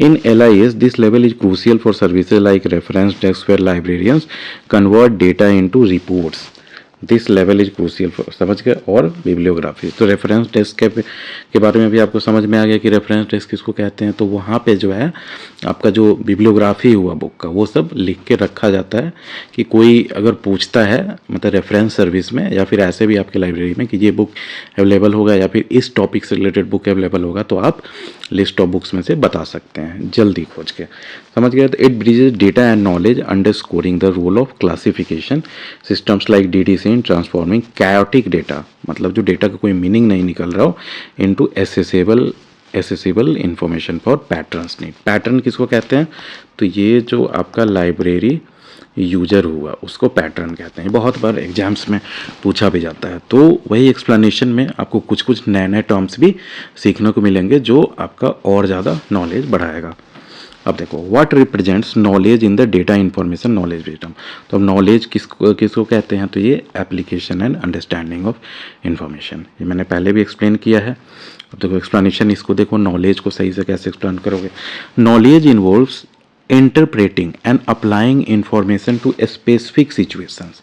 समझ गए कि आपके पास किसी चीज़ का नॉलेज है, मानिए कि आप जैसे वेल्डिंग करते हैं, उसका वेल्डिंग का पूरा स्किल है आपके पास, तो उसको किसी तरह से यूज कीजिएगा। वैसे ही आप अगर लाइब्रेरी साइंस में है, आप मान लीजिए लाइब्रेरियन है, आपको रेफरेंस सर्विस का नॉलेज है और आपको रेफरेंस डेस्क पे जो है जब बिठा दिया जाता है, तो आप जो है किसी का भी कोई जैसे क्वायरी होगा, क्वेश्चन होगा, उसको क्लियर कर सकते हो। तो वही देख रहे हो, तो वहाँ पे स्किल आपका काम कर रहा है और जो रेफरेंस सर्विस का जो नॉलेज आपने पढ़ा है वो काम कर रहा है।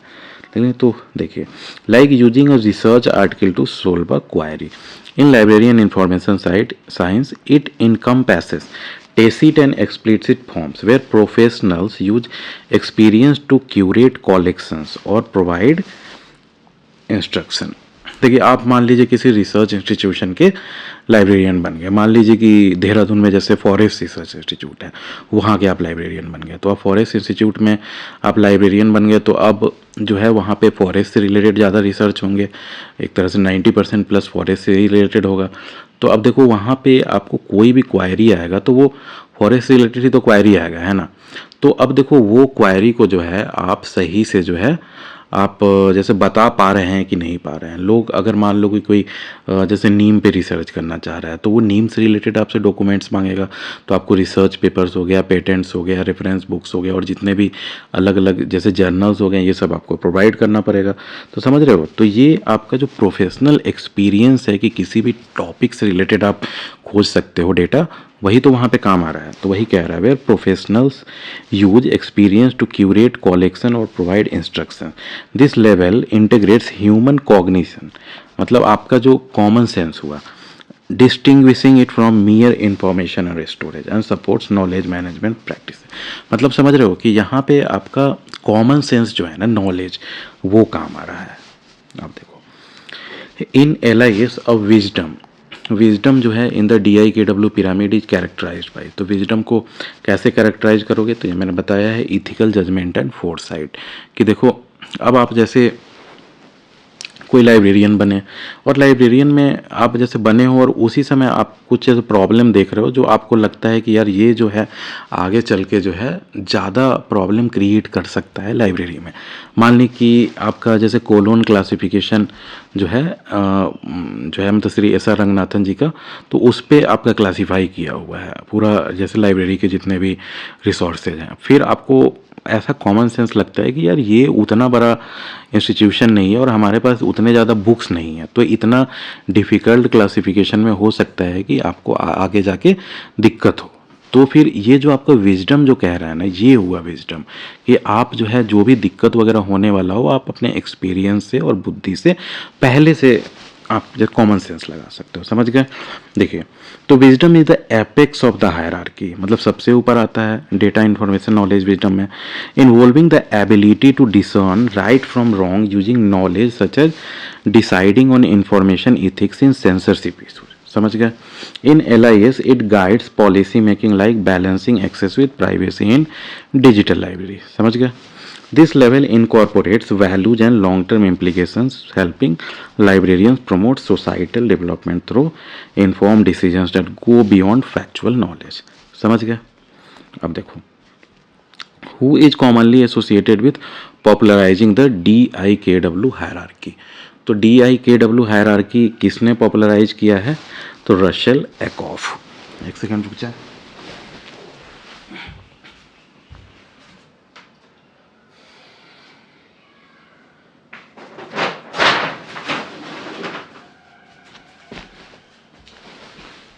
तो देखिए, who is commonly associated with popularising the DIKW hierarchy. तो DIKW वही है, डेटा इन्फॉर्मेशन नॉलेज विजडम। तो ये हायरार्की किसने जो है पॉपुलराइज किया? तो रसेल एकॉफ 1989 में। देखिए, तो रशेल एकॉफ, ये नाम याद रखिएगा, बहुत बार पूछा गया।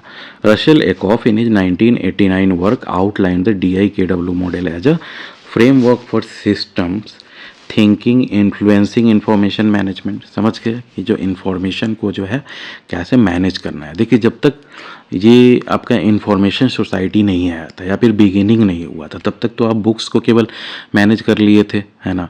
अब देखोगे कि अब कितना ज़्यादा एडवांस हो चुका है टेक्नोलॉजी, तो वो पूरा का पूरा आप खुद याद करो कि या कॉमन सेंस लगाओ, अब कितना टाइम जो है जैसे मोबाइल पे पढ़ने में जैसे गुजारते हैं और कितना टाइम जो है बुक्स को पढ़ने में गुजारते हैं। यू विल अंडरस्टैंड कि मैं क्या कहना चाह रहा हूँ। तो वही 1989 1990 तक जो है आप देखोगे कि इन IT रिवोल्यूशन है, ये पूरे वर्ल्ड में स्टार्ट हो चुका था, है ना।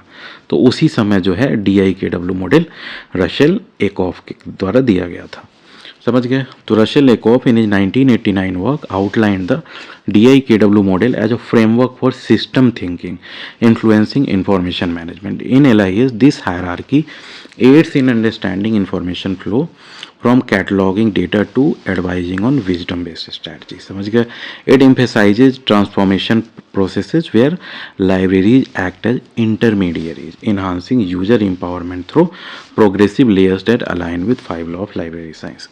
तो देखिए, अब कोई किसी इंस्टीट्यूशन में रिसर्च हो रहा है, तो वहाँ पे जैसे मैंने FRI का एग्जांपल दिया था, फॉरेस्ट रिसर्च इंस्टीट्यूट का, तो वो इन्फॉर्मेशन तो वहाँ पे रिसर्च हो रहा है, तो वो रिसर्च हो रहा है, तो आप एज अ लाइब्रेरियन खुद जाके तो रिसर्च करोगे नहीं, तो आप जो है इंटरमीडियरी बीच में बन के जो है आप उसमें हेल्प करोगे, स्टूडेंट्स को हेल्प करोगे, साइंटिस्ट को हेल्प करोगे, स्कॉलर्स को हेल्प करोगे, प्रोजेक्ट स्टाफ को हेल्प करोगे। तो ये सब जहाँ जहाँ इंफॉर्मेशन की रिक्वायरमेंट होगी।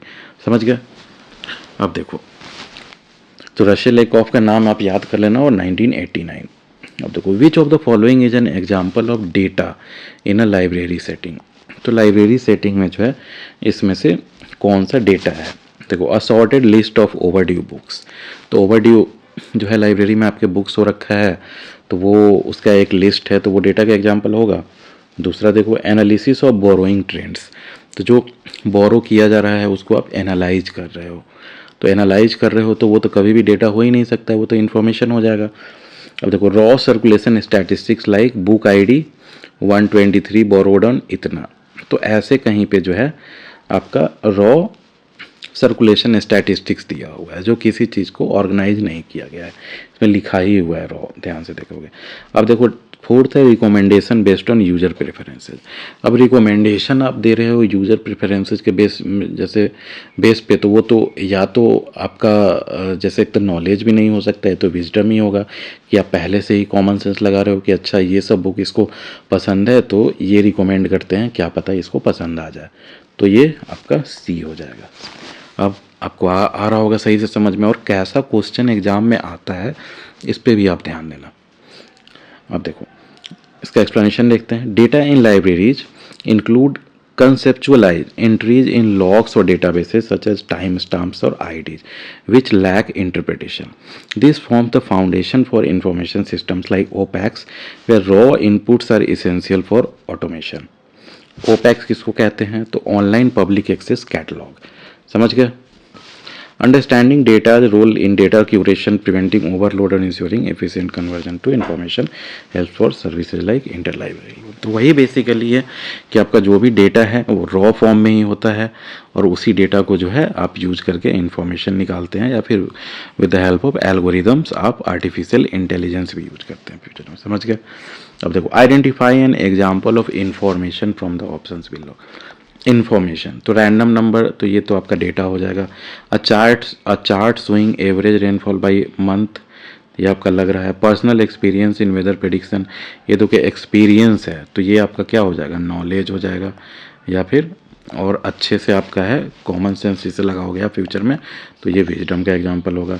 अब देखो decision to carry an umbrella based on pattern, तो ये आपका हो गया विजडम, समझ गया। तो ये आपका रैंडम नंबर हो जो है वो आपका डेटा हो जाएगा। और chart showing average rainfall by month, समझ रहे हो, कोई एक चार्ट में आपका एवरेज रेनफॉल एक महीने का दिखा रहा है, तो वो आपका इन्फॉर्मेशन हो गया। क्यों? क्योंकि उसमें एवरेज रेनफॉल बता रहा है, उससे उस डेटा का कुछ मीनिंग निकल रहा है, समझ गए, बी हो जाएगा। अब देखो सही है। अब देख लो, information adds structure to data, जैसा मैंने बताया था कि डेटा को जो है कोई स्ट्रक्चर दे देता है जिससे कोई मीनिंग निकलता है। Like organizing rainfall figures into a visual chart for clarity, समझ गए। जैसे आप मौसम विभाग का देखते होगे तो वो चार्ट बना के बताते हैं ना कि इतना रेनफॉल हर साल का था, इस साल का इतना है, तो वो इन्फॉर्मेशन है वो। In LIS, this is seen in bibliographic databases where metadata turns raw entries into searchable records, समझ गए। तो मेटाडेटा रिकॉर्ड्स हो गया। मान लो कि आप एक्सेल फाइल एक रखे हो, तो एक्सेल फाइल में आप सर्च भी कर सकते हो कुछ, तो उससे समझ रहे हो, तो वो सर्चेबल हो गया, उसको कहते हैं। It facilitates user queries illustrating how information reduces uncertainty and supports knowledge building in research environment. अब देखो which option exemplifies knowledge in DIKW framework. अब देखो नॉलेज, तो लिस्ट ऑफ टेम्परेचर ऐसे दिया हो तो ये आपका सिंपली डेटा हो गया। Statement average temperature 25 degree Celsius, तो ये आपका क्या हो गया, एवरेज बता रहा है टेम्परेचर, तो ये हो गया इंफॉर्मेशन। देखो understanding the higher temperature indicate summer, देखो आप अगर आपको एवरेज डेटा दिखाया जाए पूरे साल का, तो उसका एवरेज कुछ आ रहा है, फिर आप देख रहे हो कि अच्छा नहीं, अब तो जो है टेम्परेचर बढ़ रहा है, 35, 36, 40 तक जा रहा है, तो वो एवरेज से ऊपर है, तो वो समर है, समझ गए। तो ये आपका नॉलेज हो गया। अब देखो advising to plant crops in warmer season, अब आप एडवाइस कर रहे हो कि देखो गर्मी आ रहा है, तो अब जो भी वार्म में जो जो चीज़ उगाया जा सकता है वो हम उगा सकते हैं, तो वो आप एडवाइस कर रहे हो, तो वो आपका हो जाएगा विजडम, समझ गया। तो ये सी हो जाएगा। देखो knowledge सिंथेसाइजेज information into patterns and rules, कि किसी चीज़ में आप पैटर्न अगर देखना शुरू करते हो तो वो आपका नॉलेज हो जाता है। Enabling predictions like seasonal changes from temperature data, जैसे कोरोना का जो आया था, तो कोरोना समय आदमी नहीं कहने लगा था कि वाह देखो पॉल्यूशन नहीं हो रहा है, अब तो वहाँ हिमालय दिखने लगा, ये दिखने लगा, वो दिखने लगा, जानवर रोड पे आ गए थे, तो वो आपका कॉमन सेंस से बता रहे हो। और उसके बाद अगर उस समय आप ऐसे बताते कि यार बहुत मौतें होंगी, जैसा ये जैसे बीमारी आ रहा है या इन्फेक्शन आ रहा है, तो वो आपका विजडम हो गया, समझ गया। अब आपको आ गया होगा समझ में। देखो it involves expertise in subject classification where librarians apply information to guide users. This level promotes lifelong learning, integrating explicit knowledge from books with tacit insights from practice. Tacit insights क्या हुआ, तो आपका कॉमन एक्सपीरियंस, जो gut feeling कहते हैं ना, वो मान लो। अब देखो N example of wisdom would be, देखो रिकॉर्डिंग डेली सेल्स फिगर, ये क्या हो गया, आपका डेटा होगा, डेली का डेटा रख रहे हो आप। Calculating monthly revenue, monthly revenue data से कलेक्ट कर रहे हो, तो ये हो जाएगा आपका information. Knowing sales peak in holidays, अब देखो हॉलीडेज अगर है, मान लो कि आपका दिवाली आया है, तो दिवाली हॉलीडे चल रहा है, तो उस समय सेल्स बढ़ेगा ही, तो ये आपका नॉलेज कहता है। अब देखो deciding to invest in inventory ethically considering market sustainability, तो इसीलिए जब डिमांड ज़्यादा आने वाला है, तो आप पहले से ही जो है इन्वेंट्री ज़्यादा करके रख ली है, वो आप खरीद के, जिससे आप उस समय ज़्यादा बेच सको, तो ये आपका हो जाएगा विजडम। अब आपको पूरा क्लियर हो गया होगा DIKW फ्रेमवर्क। देखो डी समझ में आ गया। Deciding to invest in inventory हो गया। देखो wisdom applies knowledge with moral insight, balancing short term gains with long term impacts like sustainability. In LIS it manifest in policies on open access, जैसे मानो कि आप पहले के टाइम में क्या हुआ था कि हुआ करता था लाइब्रेरीज को जो है ओपन एक्सेस नहीं दिया जाता था। ओपन एक्सेस का मीनिंग क्या हुआ कि देखो जैसे अभी आप लाइब्रेरी में जाते होगे तो अलमीरा वगैरह पे देखते होगे कितने सारे बुक्स रहते हैं, आप जैसे बुक्स को निकाल के देख सकते हैं, थोड़ा सा मतलब पढ़ के देख सकते हैं, आपको पसंद आता है तो इशू करा सकते हैं।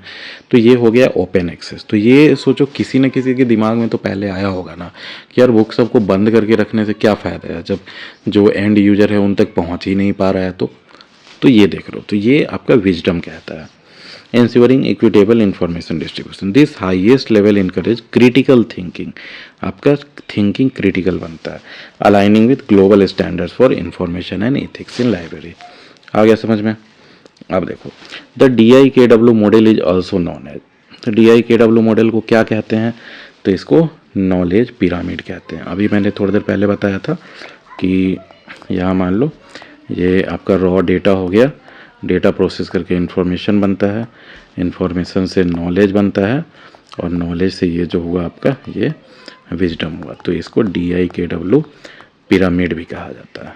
समझ गया, तो इसको नॉलेज पिरामिड भी कहते हैं। आ गया समझ में। देखो the knowledge pyramid visually represent the ascending layers from data to wisdom.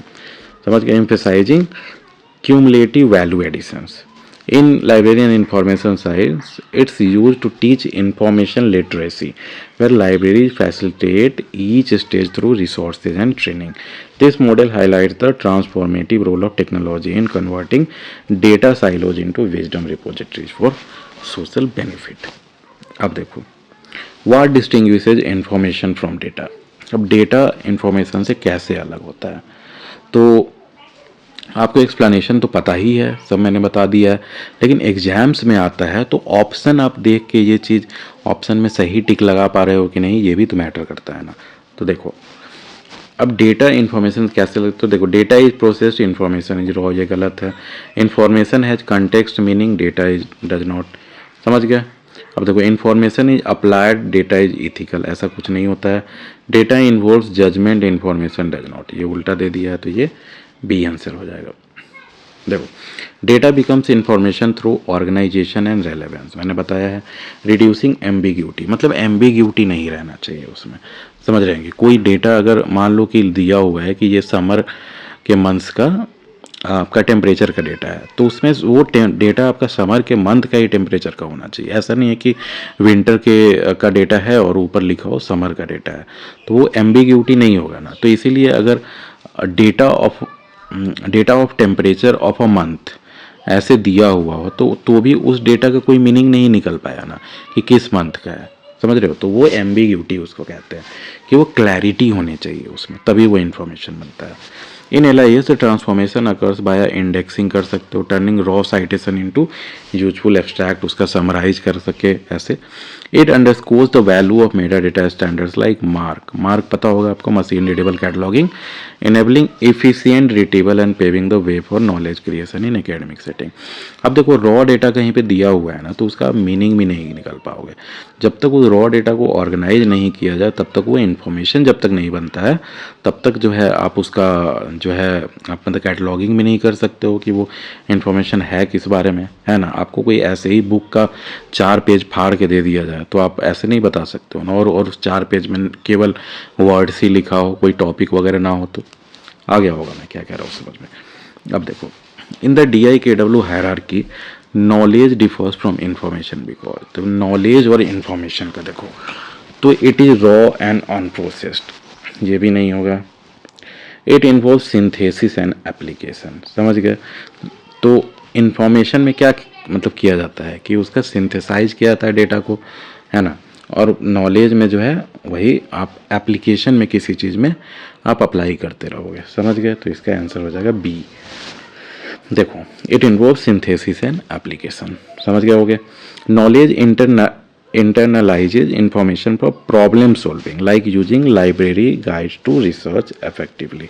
समझिए कि लाइब्रेरी गाइड है, मानो कि कौन सा बुक कहाँ पे रखा हुआ है, कि कहाँ पे हिस्ट्री के बुक्स है, कहाँ पे वर्ल्ड हिस्ट्री का बुक्स है, कहाँ इंडियन हिस्ट्री का बुक्स है, ये सारा अलग से अरेंज तभी कर सकते हो रिसर्च सही से।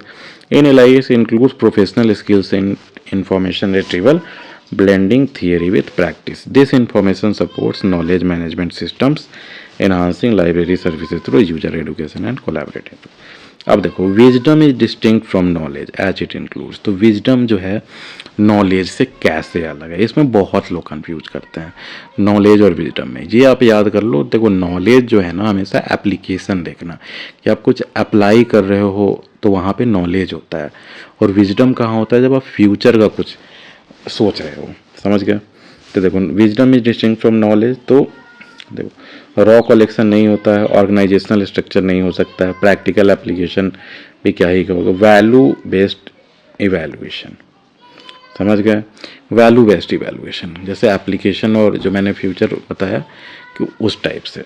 विजडम इवैल्यूएट्स नॉलेज, समझ गए, through principles ensuring actions are just such as information policy debate, समझ गए कि आप कुछ भी नॉलेज के आधार पे जो डिसीजन ले रहे हैं तो वो जस्ट होना चाहिए डिसीजन, मतलब आपका सही डिसीजन होना चाहिए। ऐसा नहीं है कि उतना नॉलेज के बाद भी आप बेवकूफ़ों टाइप डिसीजन ले लें, समझ रहे हो। तो it guides ethical practice like copyright adherence posting और रिस्पॉन्सिबल इंफॉर्मेशन इकोसिस्टम। अब मान लो कि आप ये पूरा लाइब्रेरी साइंस का सिलेबस पढ़ गया, उसके बाद भी आप लाइब्रेरियन जैसे बन जाते हो, उसके बाद देखते हो कि आप एज अ लाइब्रेरियन भी पूरा कॉपीराइट वायलेशन कर रहे हो, लाइब्रेरी में जितने बुक्स हैं उसको स्कैन करके बेचते रहे हो दिस डैट, तो समझ रहे हो, तो वो आपका विजडम में नहीं आएगा, क्योंकि मतलब विजडम तो गलत है ना आपका विजडम। तो वही this level integrates cultural and social context promoting inclusive access in diverse community. अब देख लो which level in DIKW is most associated with decision making, तो डिसीजन मेकिंग जब भी आता है तो फ्यूचर का आप डिसीजन डिसाइड करते हो ना, तो वो आपका हो जाएगा विजडम।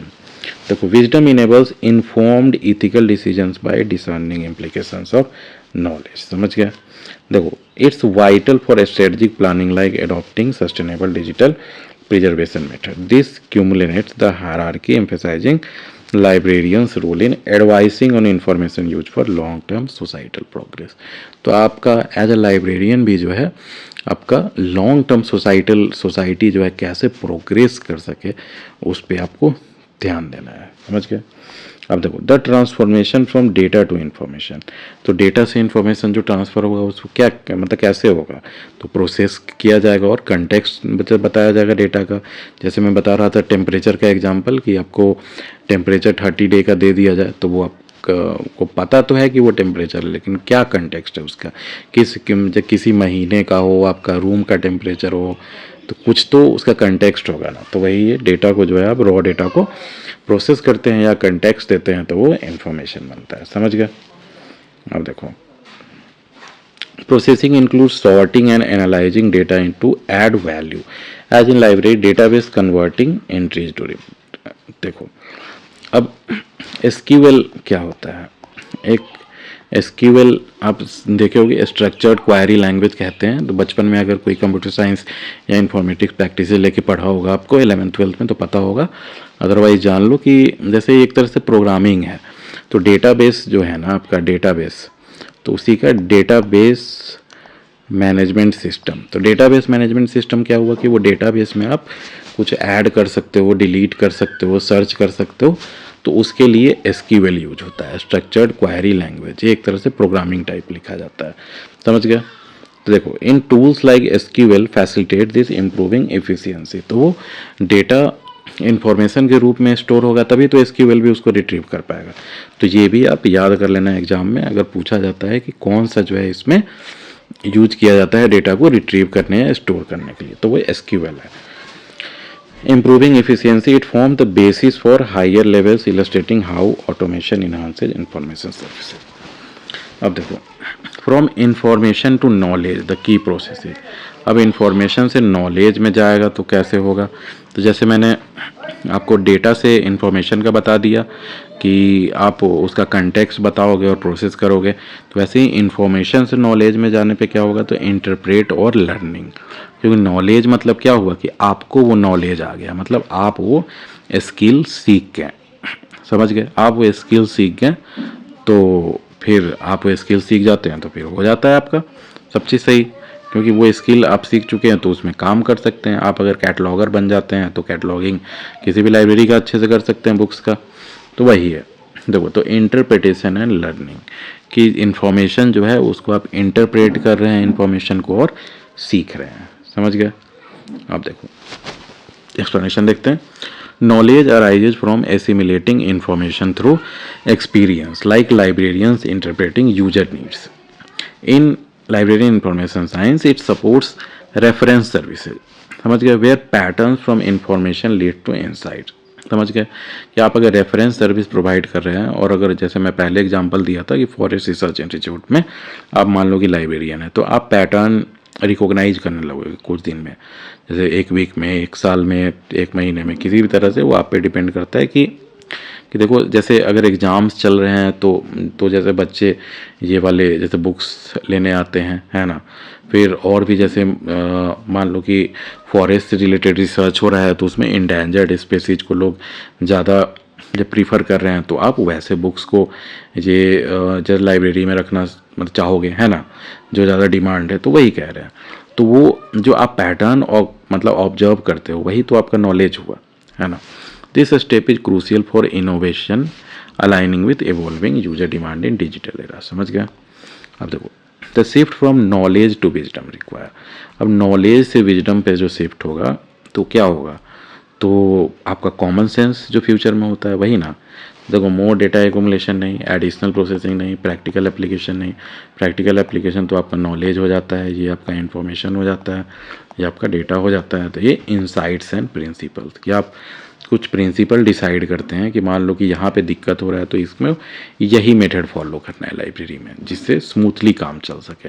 और इंसाइट्स कि आपको फ्यूचर में लगने लगता है कि अच्छा ये चीज़ हमें प्रॉब्लम आ सकता है लाइब्रेरी में। जैसे मान लो लाइब्रेरी में दीमक लग रहा है तो आप पहले ही उसमें जो होता है जैसे धुआं वगैरह लगाया जाता है और दीमक का अगेंस्ट जो भी यूज़ किया जाता है वो सब आप पहले से मतलब कॉमन सेंस लगा रहे हो, तो वो इंसाइट्स एंड प्रिंसिपल। समझ गए। देखो wisdom incorporates values to guide knowledge use such as privacy policies, it ensures equitable access balancing technology with human rights. अब देखो ऐसा तो नहीं आप कह सकते हो ना कि देखो जैसे आप कोई बुक है और उसके बारे में कह दो कि नहीं ये बुक जो है हम ऑनलाइन ही प्रोवाइड कराएंगे, जिसके पास जैसे एकदम मोबाइल फ़ोन्स नहीं है, लैपटॉप नहीं है, वो अपना देख लो। तो एज ए लाइब्रेरियन आपका दायित्व तो बनता है ना, कि आप बाकी लोगों का भी देखें। तो आप ऐसा कर सकते हैं कि लाइब्रेरी में ही कंप्यूटर्स का व्यवस्था करा दे सकते हैं अगर वो जैसे कॉपीराइटेड मटेरियल्स है ना। तो वही कह रहे हैं, तो ये आपका विजडम मैटर करता है यहाँ पे। दिस फाइनल लेयर, समझ गए, डेटा इन्फॉर्मेशन नॉलेज के बाद final layer promotes holistic development integrating global information standard. अब देखो in LIS the DIKW model helps in understanding information value addition. Ignoring data collection नहीं होगा, लिमिटिंग तो विजडम नहीं है, focusing on raw facts alone नहीं है, तो इन्फॉर्मेशन वैल्यू एडिशन की इन्फॉर्मेशन में जो है हर बार वैल्यू एडिशन कैसे होते रहे कि वो इन्फॉर्मेशन ज़्यादा बढ़ते जाए। देखो the model illustrates how libraries add value at each stage. समझ गए, डेटा से इन्फॉर्मेशन में कन्वर्ट हुआ तो वैल्यू ऐड हुआ, इन्फॉर्मेशन से नॉलेज में कन्वर्ट हुआ तो वैल्यू ऐड हुआ, है ना। तो वैसे ही from archiving data to imparting wisdom via programmes. अब देखो प्रोग्राम्स अगर कंडक्ट कराया जा रहा है, मान लो कि आप एज अ लाइब्रेरियन वहाँ पे एक मतलब प्रोग्राम कंडक्ट कराते हैं जिसमें आसपास के भी जितने लोग हैं उनको लाइब्रेरीज में इनवाइट कराते हैं, करते हैं और उसको चाय नाश्ता कराते हैं और कहते हैं कि किसी को बुक डोनेशन जैसे करना है तो कर सकते हैं, और अगर आप एटलीस्ट 5 बुक्स डोनेट करते हैं तो आपको 1 में जैसे ईयर का जो है लाइब्रेरी का मेंबरशिप फ्री मिलता है।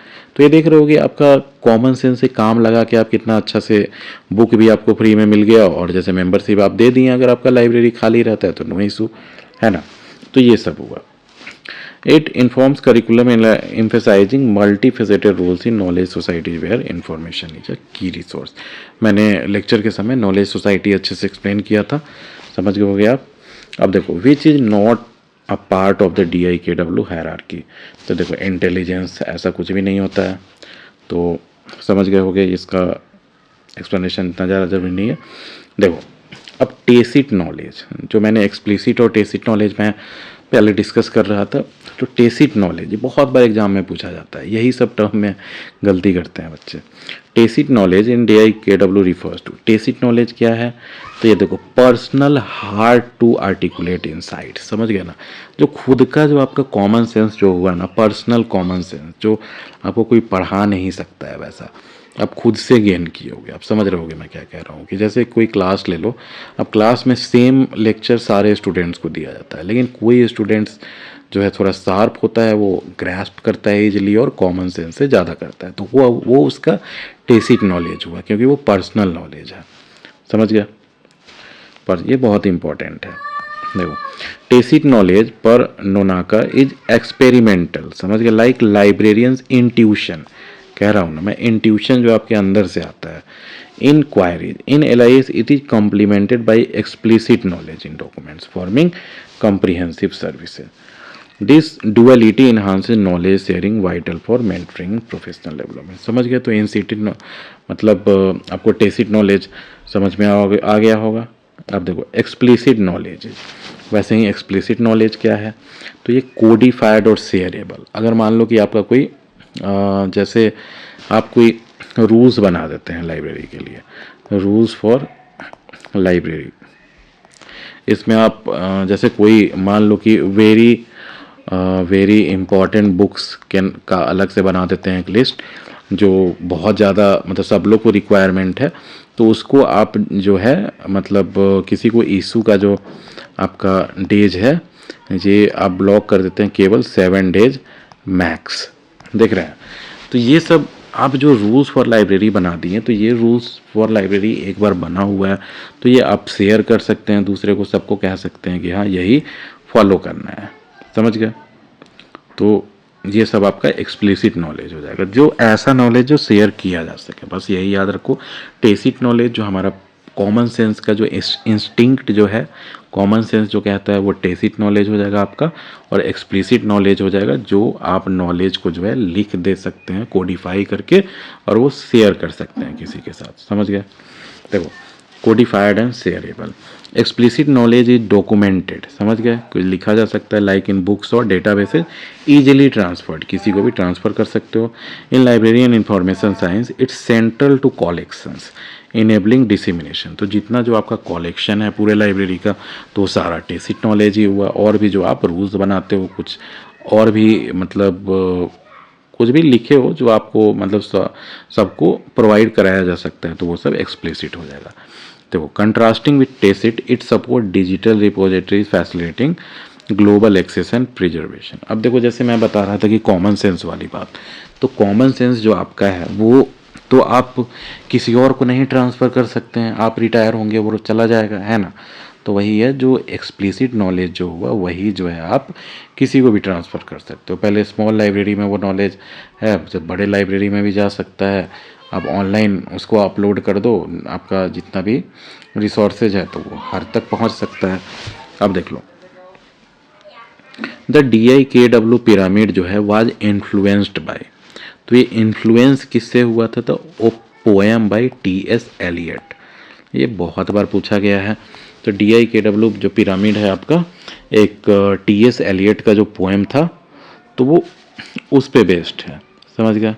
उसमें भी वही वो जब बात करते हैं कि जैसे कैसे कैसे विजडम तक पहुंचा जा सकता है, उससे रिलेटेड। तो ये बहुत इंपॉर्टेंट है। DIKW किससे इंस्पायर्ड है? तो पोएम बाय TS एलियट, ये याद रख लो। देखो, Eliot lines on lost wisdom. समझ गए? Lost wisdom inspired aspects of the model linking literature to information theory in librarian information science. This cultural tie enriches teaching, showing how humanities intersect with science in managing knowledge hierarchies for enriched user experiences. अब देख लो, in competitive exam the DIKW model is often tested for, तो correct order and definitions mostly. देखो, which level reduces uncertainty the most. देखो, uncertainty, तो अब knowledge, देखो information से नॉलेज की तरफ जाओगे तो भी तो आपको पता है ना कि क्या इन्फॉर्मेशन था और किस तरफ क्या एनालाइज किया जा रहा है। तो वैसे ही जो है विच level reduces uncertainty the most, तो सबसे ज़्यादा किससे अनसर्टेनिटी रिड्यूस होगा?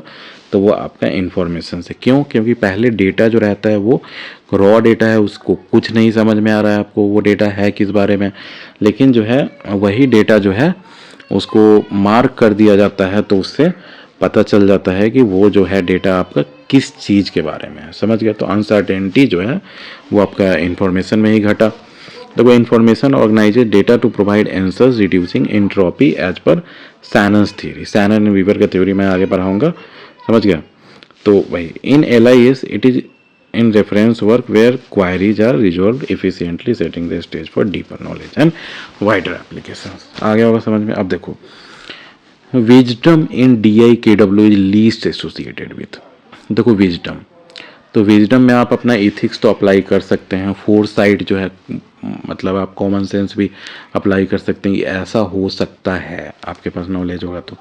देखो वैल्यूज आप अप्लाई कर सकते हो, क्योंकि ये सारा जो है तो विजडम में यही होता है ना कि आप कॉमन सेंस अप्लाई करोगे। तो रॉ कलेक्शन जो है ये नहीं एसोसिएटेड है, समझ गया।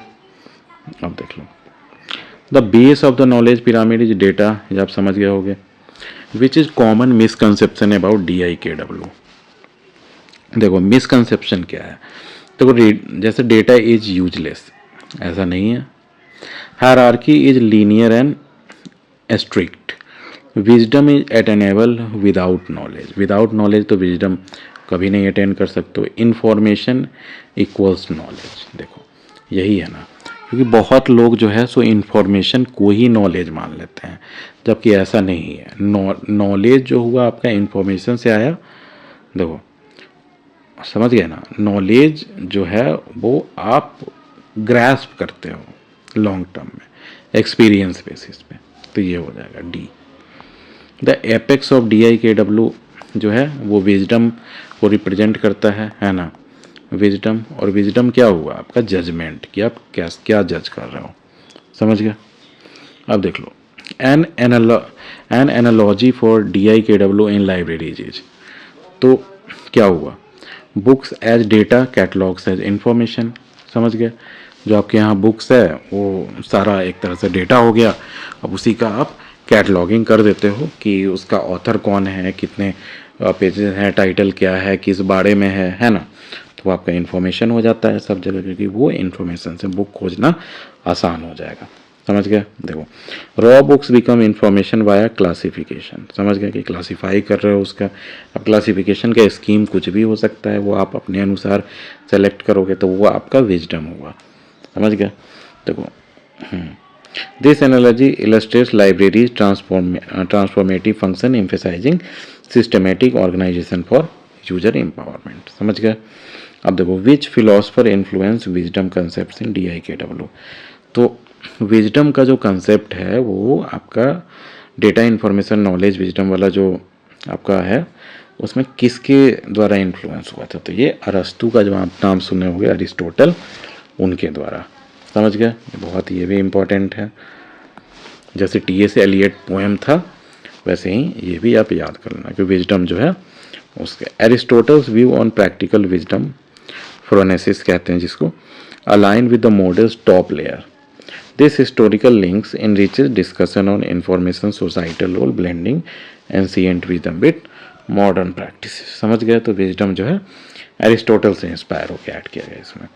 अब देखो DIKW इज क्रिटिक्स फॉर, देखो इसमें बहुत ज़्यादा आपको क्वेश्चन लग रहा होगा कि एक ही जैसा, लेकिन ऐसा नहीं है। जिस तरह से क्वेश्चन पूछा जा सकता है ना घुमा के, वो मैं आपको पहले ही प्रैक्टिस करवा दूंगा मोर देन 5000 क्वेश्चंस में, कि आपको पहले ही से प्रैक्टिस रहेगा ना, तो आप एग्ज़ाम में समझ सकते हो जल्दी। नहीं तो अगर केवल मैं पढ़ा दूँ तो वो आप एग्ज़ाम में उतना अच्छा नहीं कर पाओगे, समझ गए। तो क्वेश्चन बहुत ज़्यादा ज़रूरी है। अब देखो DIKW इज क्रिटिक्ड फॉर, देखो तो ये बहुत सिंपल है। डेटा इन्फॉर्मेशन नॉलेज विजडम, कोई ज़्यादा ऐसे नहीं है कि ओवर एम्फेसाइजिंग डेटा, ऐसा तो नहीं है कि डेटा पे बहुत ध्यान दिया गया, नहीं। लैकिंग हायरार्की, ऐसा भी नहीं है लैकिंग हायरार्की तो इसमें है। इग्नोरिंग इन्फॉर्मेशन नहीं, being too simple. In digital libraries data is, तो देखो डिजिटल लाइब्रेरी में डेटा जो है वो क्या होगा, तो ऑलवेज वाइज ऐसा कुछ नहीं है, प्रोसेस्ड ऑटोमेटिकली ऐसा भी नहीं है। जब तक आप नहीं प्रोसेस करोगे या एफर्ट दोगे कैसे प्रोसेस हो जाएगा वो। Digital files without Meta data और इरेलेवेंट, तो इरेलेवेंट तो हो नहीं सकता है digital files without Meta data. तो देखो एग्जाम्स में जो है आपको बहुत बार ऑप्शन एलिमिनेट करना भी सीखना पड़ेगा कि कौन सा ऑप्शन जो है हमारे काम का नहीं है, समझ गए। देखो Meta data turns data into information, Meta data क्या हुआ, जैसे मान लो कि बिब्लियोग्राफी हुआ। मैं इसका एक सिंपल एग्जांपल आपके लाइफ से देता हूँ जो समझ में आ जाएगा। आप देखो कहीं भी रिश्ता लेके जाते होगे या फिर जॉब पे जाते हो, तो आप क्या ले जाते हो, या तो आप अपना बायोडेटा लेके जाते हो या फिर उनके पास भेजा जाता है, या रिज्यूमे जो होता है। तो अब बायोडेटा हुआ तो उसमें क्या हुआ कि आपके बारे में पूरा डेटा लिखा हुआ है ना। तो वही है, तो वो आपके लिए जो है बायोडेटा मेटा डेटा हो गया, समझ गए। और रिज्यूमे भी कह सकते हो। तो वही Meta data turns data into information. तो आपके पास मतलब बारे में जितना भी इंफॉर्मेशन है वो एक जगह लिखा रहेगा। अब मान लो कि वैसे ही आप रिज्यूमे में जो है या फिर 10 मतलब इसी टाइप का इंफॉर्मेशन डेटा जो है, हाइट हो गया, वेट हो गया, ये सब जो है पूरे क्लास का आप एक जगह लिखते हैं, है ना। तो उससे कुछ आप मतलब कॉमन सेंस लगा सकते हैं, है ना। तो वही है। तो जैसे मेटा डेटा जो है आपका डेटा को इन्फॉर्मेशन में कन्वर्ट करता है। In LIS this highlight digitization importance ensuring preservation and accessibility evolve to knowledge and wisdom through AI tools. समझ गया। अब देखो knowledge in DIKW is often divided into. तो नॉलेज को जो है किस किस चीज़ में डिवाइड किया जाता है इसमें, data information knowledge wisdom framework में। तो अब मैंने अभी थोड़ी देर पहले बताया था कि टेसिट और एक्सप्लिसिट नॉलेज में। टेसिट क्या था, तो हमारा जो पर्सनल नॉलेज हुआ, जो कॉमन सेंस आप अप्लाई करते हो, इंट्यूशन, वो टेसिट हो गया। एक्सप्लिसिट क्या हो गया, जो सबको अवेलेबल है और जो नॉलेज आप किसी को भेज सकते हो, तो वो टेसिट और explicit. The division from Nonaka's ACCI's model, ये भी याद कर लेना कि ये टेसिट नॉलेज और एक्सप्लिसिट नॉलेज कहाँ से आया है। तो नोनाका आप जहाँ के भी हो देख लेना आप गूगल पे, जापानीज है कि कहाँ है। तो वह उनका एक ACCI मॉडल है, वहाँ पे टेसिट और एक्सप्लिसिट नॉलेज वहाँ से इंस्पायर किया गया। Aids LIS in knowledge capture, it supports hybrid systems combining documents क्या हो गया आपका, एक्सप्लिसिट हो गया क्योंकि ये शेयर हो सकता है, एंड विथ एक्सपर्टीज, जो आपका एक्सपर्टीज हो गया ये आपका टेसिट हो गया, है ना, फॉर कॉम्प्रिहेंसिव सर्विसेज। अब देखो विजडम रिक्वायर्स, तो विजडम कैसे आएगा, तो फैक्ट से केवल आएगा नहीं, रॉ इनपुट से केवल नहीं आएगा, ऑर्गेनाइजेशन से केवल नहीं आएगा, एक्सपीरियंस एंड वैल्यूज। समझ गए कि आपके एक्सपीरियंस और जो वैल्यूज जो है उससे विजडम आता है। अब देखो the DIKW model originated in, कहाँ ओरिजिनेट हुआ था, तो लेट 20th सेंचुरी में। देखो फॉर्मलाइज 1989, मैंने बताया था 1989 में आया था ना ये। तो वही late 20th century, it responded to information explosion in LIS, it coincides with computerization. जैसे मैंने तो उस समय एक्सप्लेन कर रहा था कि जैसे जैसे कंप्यूटराइजेशन हुआ, IT सेक्टर बढ़ा, वैसे वैसे ये सब मॉडल लाया गया। Guiding transition from manual to digital systems for enhanced hierarchy navigation. समझ गए। अब देखो which is true about the hierarchy. तो देखो each level builds on the previous, जैसे मैंने बताया था डेटा ऐसे ही स्कैटर्ड होता है, रॉ होता है, उसका कोई मीनिंग नहीं है, उससे इन्फॉर्मेशन बिल्डअप हुआ तो वो डेटा से ज़्यादा इन्फॉर्मेटिव हो गया। फिर नॉलेज हुआ तो उसी का एक्सपीरियंस, तो वो और ज़्यादा इन्फॉर्मेटिव हुआ। विजडम तो समझ ही सकते हो जब आपको सब पता हो बुद्धि के अनुसार। तो each level builds on the previous. समझ गए। अब देखो इन एग्जाम्स assertion रीजन और DIKW might be assertion data is information, reason processing makes them same. तो ये क्या होगा आपका, assertion है कि डेटा जो है इंफॉर्मेशन, रीजन है प्रोसेसिंग मेक्स देम सेम। तो ये बहुत फॉल्स है क्योंकि डेटा इंफॉर्मेशन नहीं होता है और प्रोसेसिंग से जो है डेटा आपका इंफॉर्मेशन बनता है। तो क्या हो गया, बहुत फॉल्स। अब देखो मैचिंग, तो डेटा तो रॉ हुआ, तो वैसे इंफॉर्मेशन क्या होगा, तो ऑर्गेनाइज्ड होगा। समझ गया। अब देखो rule of LIS professionals in DIKW। LIS जो लाइब्रेरियन इंफॉर्मेशन साइंस के जो प्रोफेशनल्स हैं उनका रूल क्या है, तो वो आपको हर लेवल पे फैसिलिटेट करना। डेटा कलेक्टर तो आपका रोल हो नहीं सकता LIS प्रोफेशनल का, विजडम इग्नोरर्स नहीं हो सकता है, इंफॉर्मेशन लिमिटर्स नहीं हो सकता है, फैसिलिटेटर्स है ऑल लेवल्स, हर लेवल पे फैसिलिटेट करें। Which level is most volatile मतलब उसका समझ रहे हो कि चेंज किया जा सके, जिसमें चेंज लाया जा सके, उसको वोलेटाइल कहते हैं। जैसे पानी हुआ, तो पानी वोलेटाइल है, क्यों? क्योंकि उसको हीट कर दोगे वेपर बन जाएगा, है ना। तो वैसे ही तो सबसे ज़्यादा वोलेटाइल क्या होगा? तो डेटा होगा। Data can be abundant and changeable without structure. समझ गए कि आप स्ट्रक्चर देते हो उसको। Managing volatility through standards ensures reliability supporting stable higher level. समझ गए। अब देखो in DIKW in knowledge society emphasizes. तो नॉलेज सोसाइटी जो होगा क्या होगा वो? तो वहाँ पे विजडम जो ज्ञान है, नॉलेज सोसाइटी में यही होगा ना कि हर कोई पढ़ा लिखा हो, ज्ञानी हो, एक्सपीरियंस्ड हो, है ना। तो क्या होगा? तो डेटा होर्डिंग नहीं करेगा नॉलेज सोसाइटी में। विजडम फॉर डेवलपमेंट, ये सही लग रहा है। इन्फॉर्मेशन आइसोलेशन नहीं होगा, सबके पास इन्फॉर्मेशन अवेलेबल होगा। नॉलेज डिनायल नहीं होगा। जैसे आप आजकल के भी टाइम में देखते होगे कितने लोग कहते हैं कि अर्थ जो है राउंड नहीं है, फ्लैट है ना। तो वही है। तो विजडम फॉर डेवलपमेंट आ गया। अब देखो example of knowledge to wisdom. तो डेटा टू इन्फॉर्मेशन नहीं होगा, इन्फॉर्मेशन टू नॉलेज नहीं होगा, और knowing facts to ethical application. अगर मान लो कि जैसे देखो मैंने एक जगह बताया था कि आइंस्टीन ने जो है E=mc² का फॉर्मूला दिया। अब वही फॉर्मूला से एक तरह से न्यूक्लियर रिएक्टर्स भी बना, किसके लिए? पावर प्लांट के लिए। और वही फॉर्मूला से है आपको न्यूक्लियर बॉम्ब भी बना।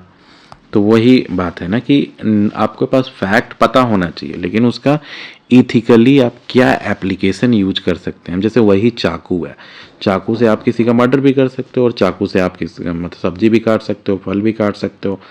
तो देख रहे हो, तो नॉलेज और विजडम में जो है, तो नॉलेज क्या हुआ? Knowing fact to ethical application, कि उसका फैक्ट का कैसे इथिकली यूज करना है, मतलब सही इस्तेमाल कैसे करना है। समझ गए। Transition involves values in LIS. It's seen in ethical sourcing, ensuring sustainability and fairness in information ecosystem. देखो the model is function in, तो dynamic information flow. Dynamic information flow और स्टैटिक इंफॉर्मेशन फ्लो क्या होगा कि dynamic में जो है वो आपका चेंज होते रहता है। मान लो कि पहले जैसे लाइब्रेरी का जो क्लासिफिकेशन किया जाता था वो केवल बुक्स का ही किया जाता था, और जैसे क्लासिफिकेशन में मान लो कि डेविड एसमैन क्लासिफिकेशन इंट्रोड्यूस हुआ, तो डेविड एसमैन क्लासिफिकेशन को क्रिटिसाइज किया जाता है कि इसमें इंडिक जो आपका रिलीजन्स हुआ उसके बारे में चर्चा नहीं है, या फिर बहुत कम दूसरे रिलीजन के बारे में चर्चा है एक्सेप्ट क्रिश्चियनिटी। क्यों? क्योंकि जो मेलविल डेवी थे, वो जो डेविड एसमैन क्लासिफिकेशन दिए वो US सिटीजन से, तो वो क्रिश्चियन थे, उनको पता ही नहीं था इतने सारे, ना उनके पास उतना इन्फॉर्मेशन था हमारे यहाँ का। तो वही देख रहे हो। अब देखो जैसे डेविड एसमैन क्लासिफिकेशन क्या हुआ कि जैसे जैसे जैसे जैसे टाइम बढ़ते गया तो उसमें सारा चीज़ ऐड किया गया, है ना। अब इधर का भी जो है इंडिक रिलीजन्स हो गए हैं, फिर इंडिक बुक्स हो गए हैं, ये सब सारा उसमें है। तो वही है ना कि इन्फॉर्मेशन जो है डायनेमिक है। समझ गए। तो डायनेमिक इन्फॉर्मेशन फ्लो की आपको चेंज के साथ जो है अडेप्ट करना पड़ेगा। वैसे ही लाइब्रेरीज में भी देखो पहले बुक्स इशू करते थे, अब देखो सबके हाथ में कंप्यूटर पकड़ा दिया गया है, मोबाइल पे ऐप्स दे दिया गया है ना। Common exam trick question, reverse hierarchy correct. तो रिवर्स हायरार्की क्या है? Data to wisdom. अब देखो DIKW जो data information knowledge wisdom relates to Shannon's theory by, तो Shannon's theory reducing uncertainty by step. तो इसमें जो है आपका जो आप जो लोग साइंस से नहीं होंगे वो थर्मोडायनामिक्स नहीं जानते होंगे, तो उसमें थर्मोडायनामिक्स जो होता है उसमें एक जो है टर्म आता है एंट्रोपी का। ये आपका स्टेबिलिटी को डिफाइन करता है।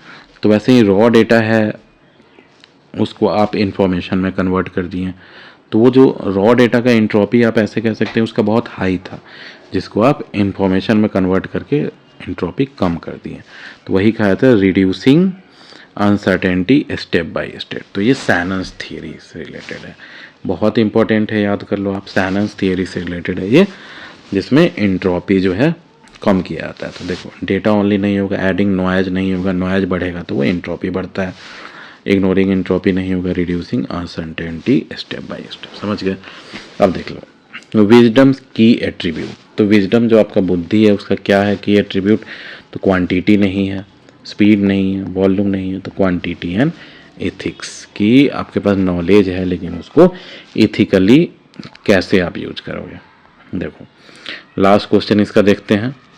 Overall DIKW teachers LIS student, तो क्या टीच करता है, तो डेटा सुप्रीमेसी नहीं, हायरार्कियल वैल्यू एडिशन, विजडम इरेलेवेंस, तो विजडम तो रेलेवेंट है ना, तो इरेलेवेंस नहीं होगा, इंफॉर्मेशन स्टैग्नेशन नहीं, क्योंकि अभी मैंने बताया कि ये जो है फ्रेमवर्क आपका डायनेमिक इंफॉर्मेशन फ्लो को आपको प्रमोट करता है ना, इंफॉर्मेशन फ्लो पे बेस्ड है, तो वही स्टैग्नेशन तो हो नहीं सकता है, तो हायरार्कियल वैल्यू एडिशन, समझ गए। तो इट शोज प्रोग्रेशंस इंपॉर्टेंस कि आपको प्रोग्रेसिव बढ़ना पड़ेगा, समझ गए।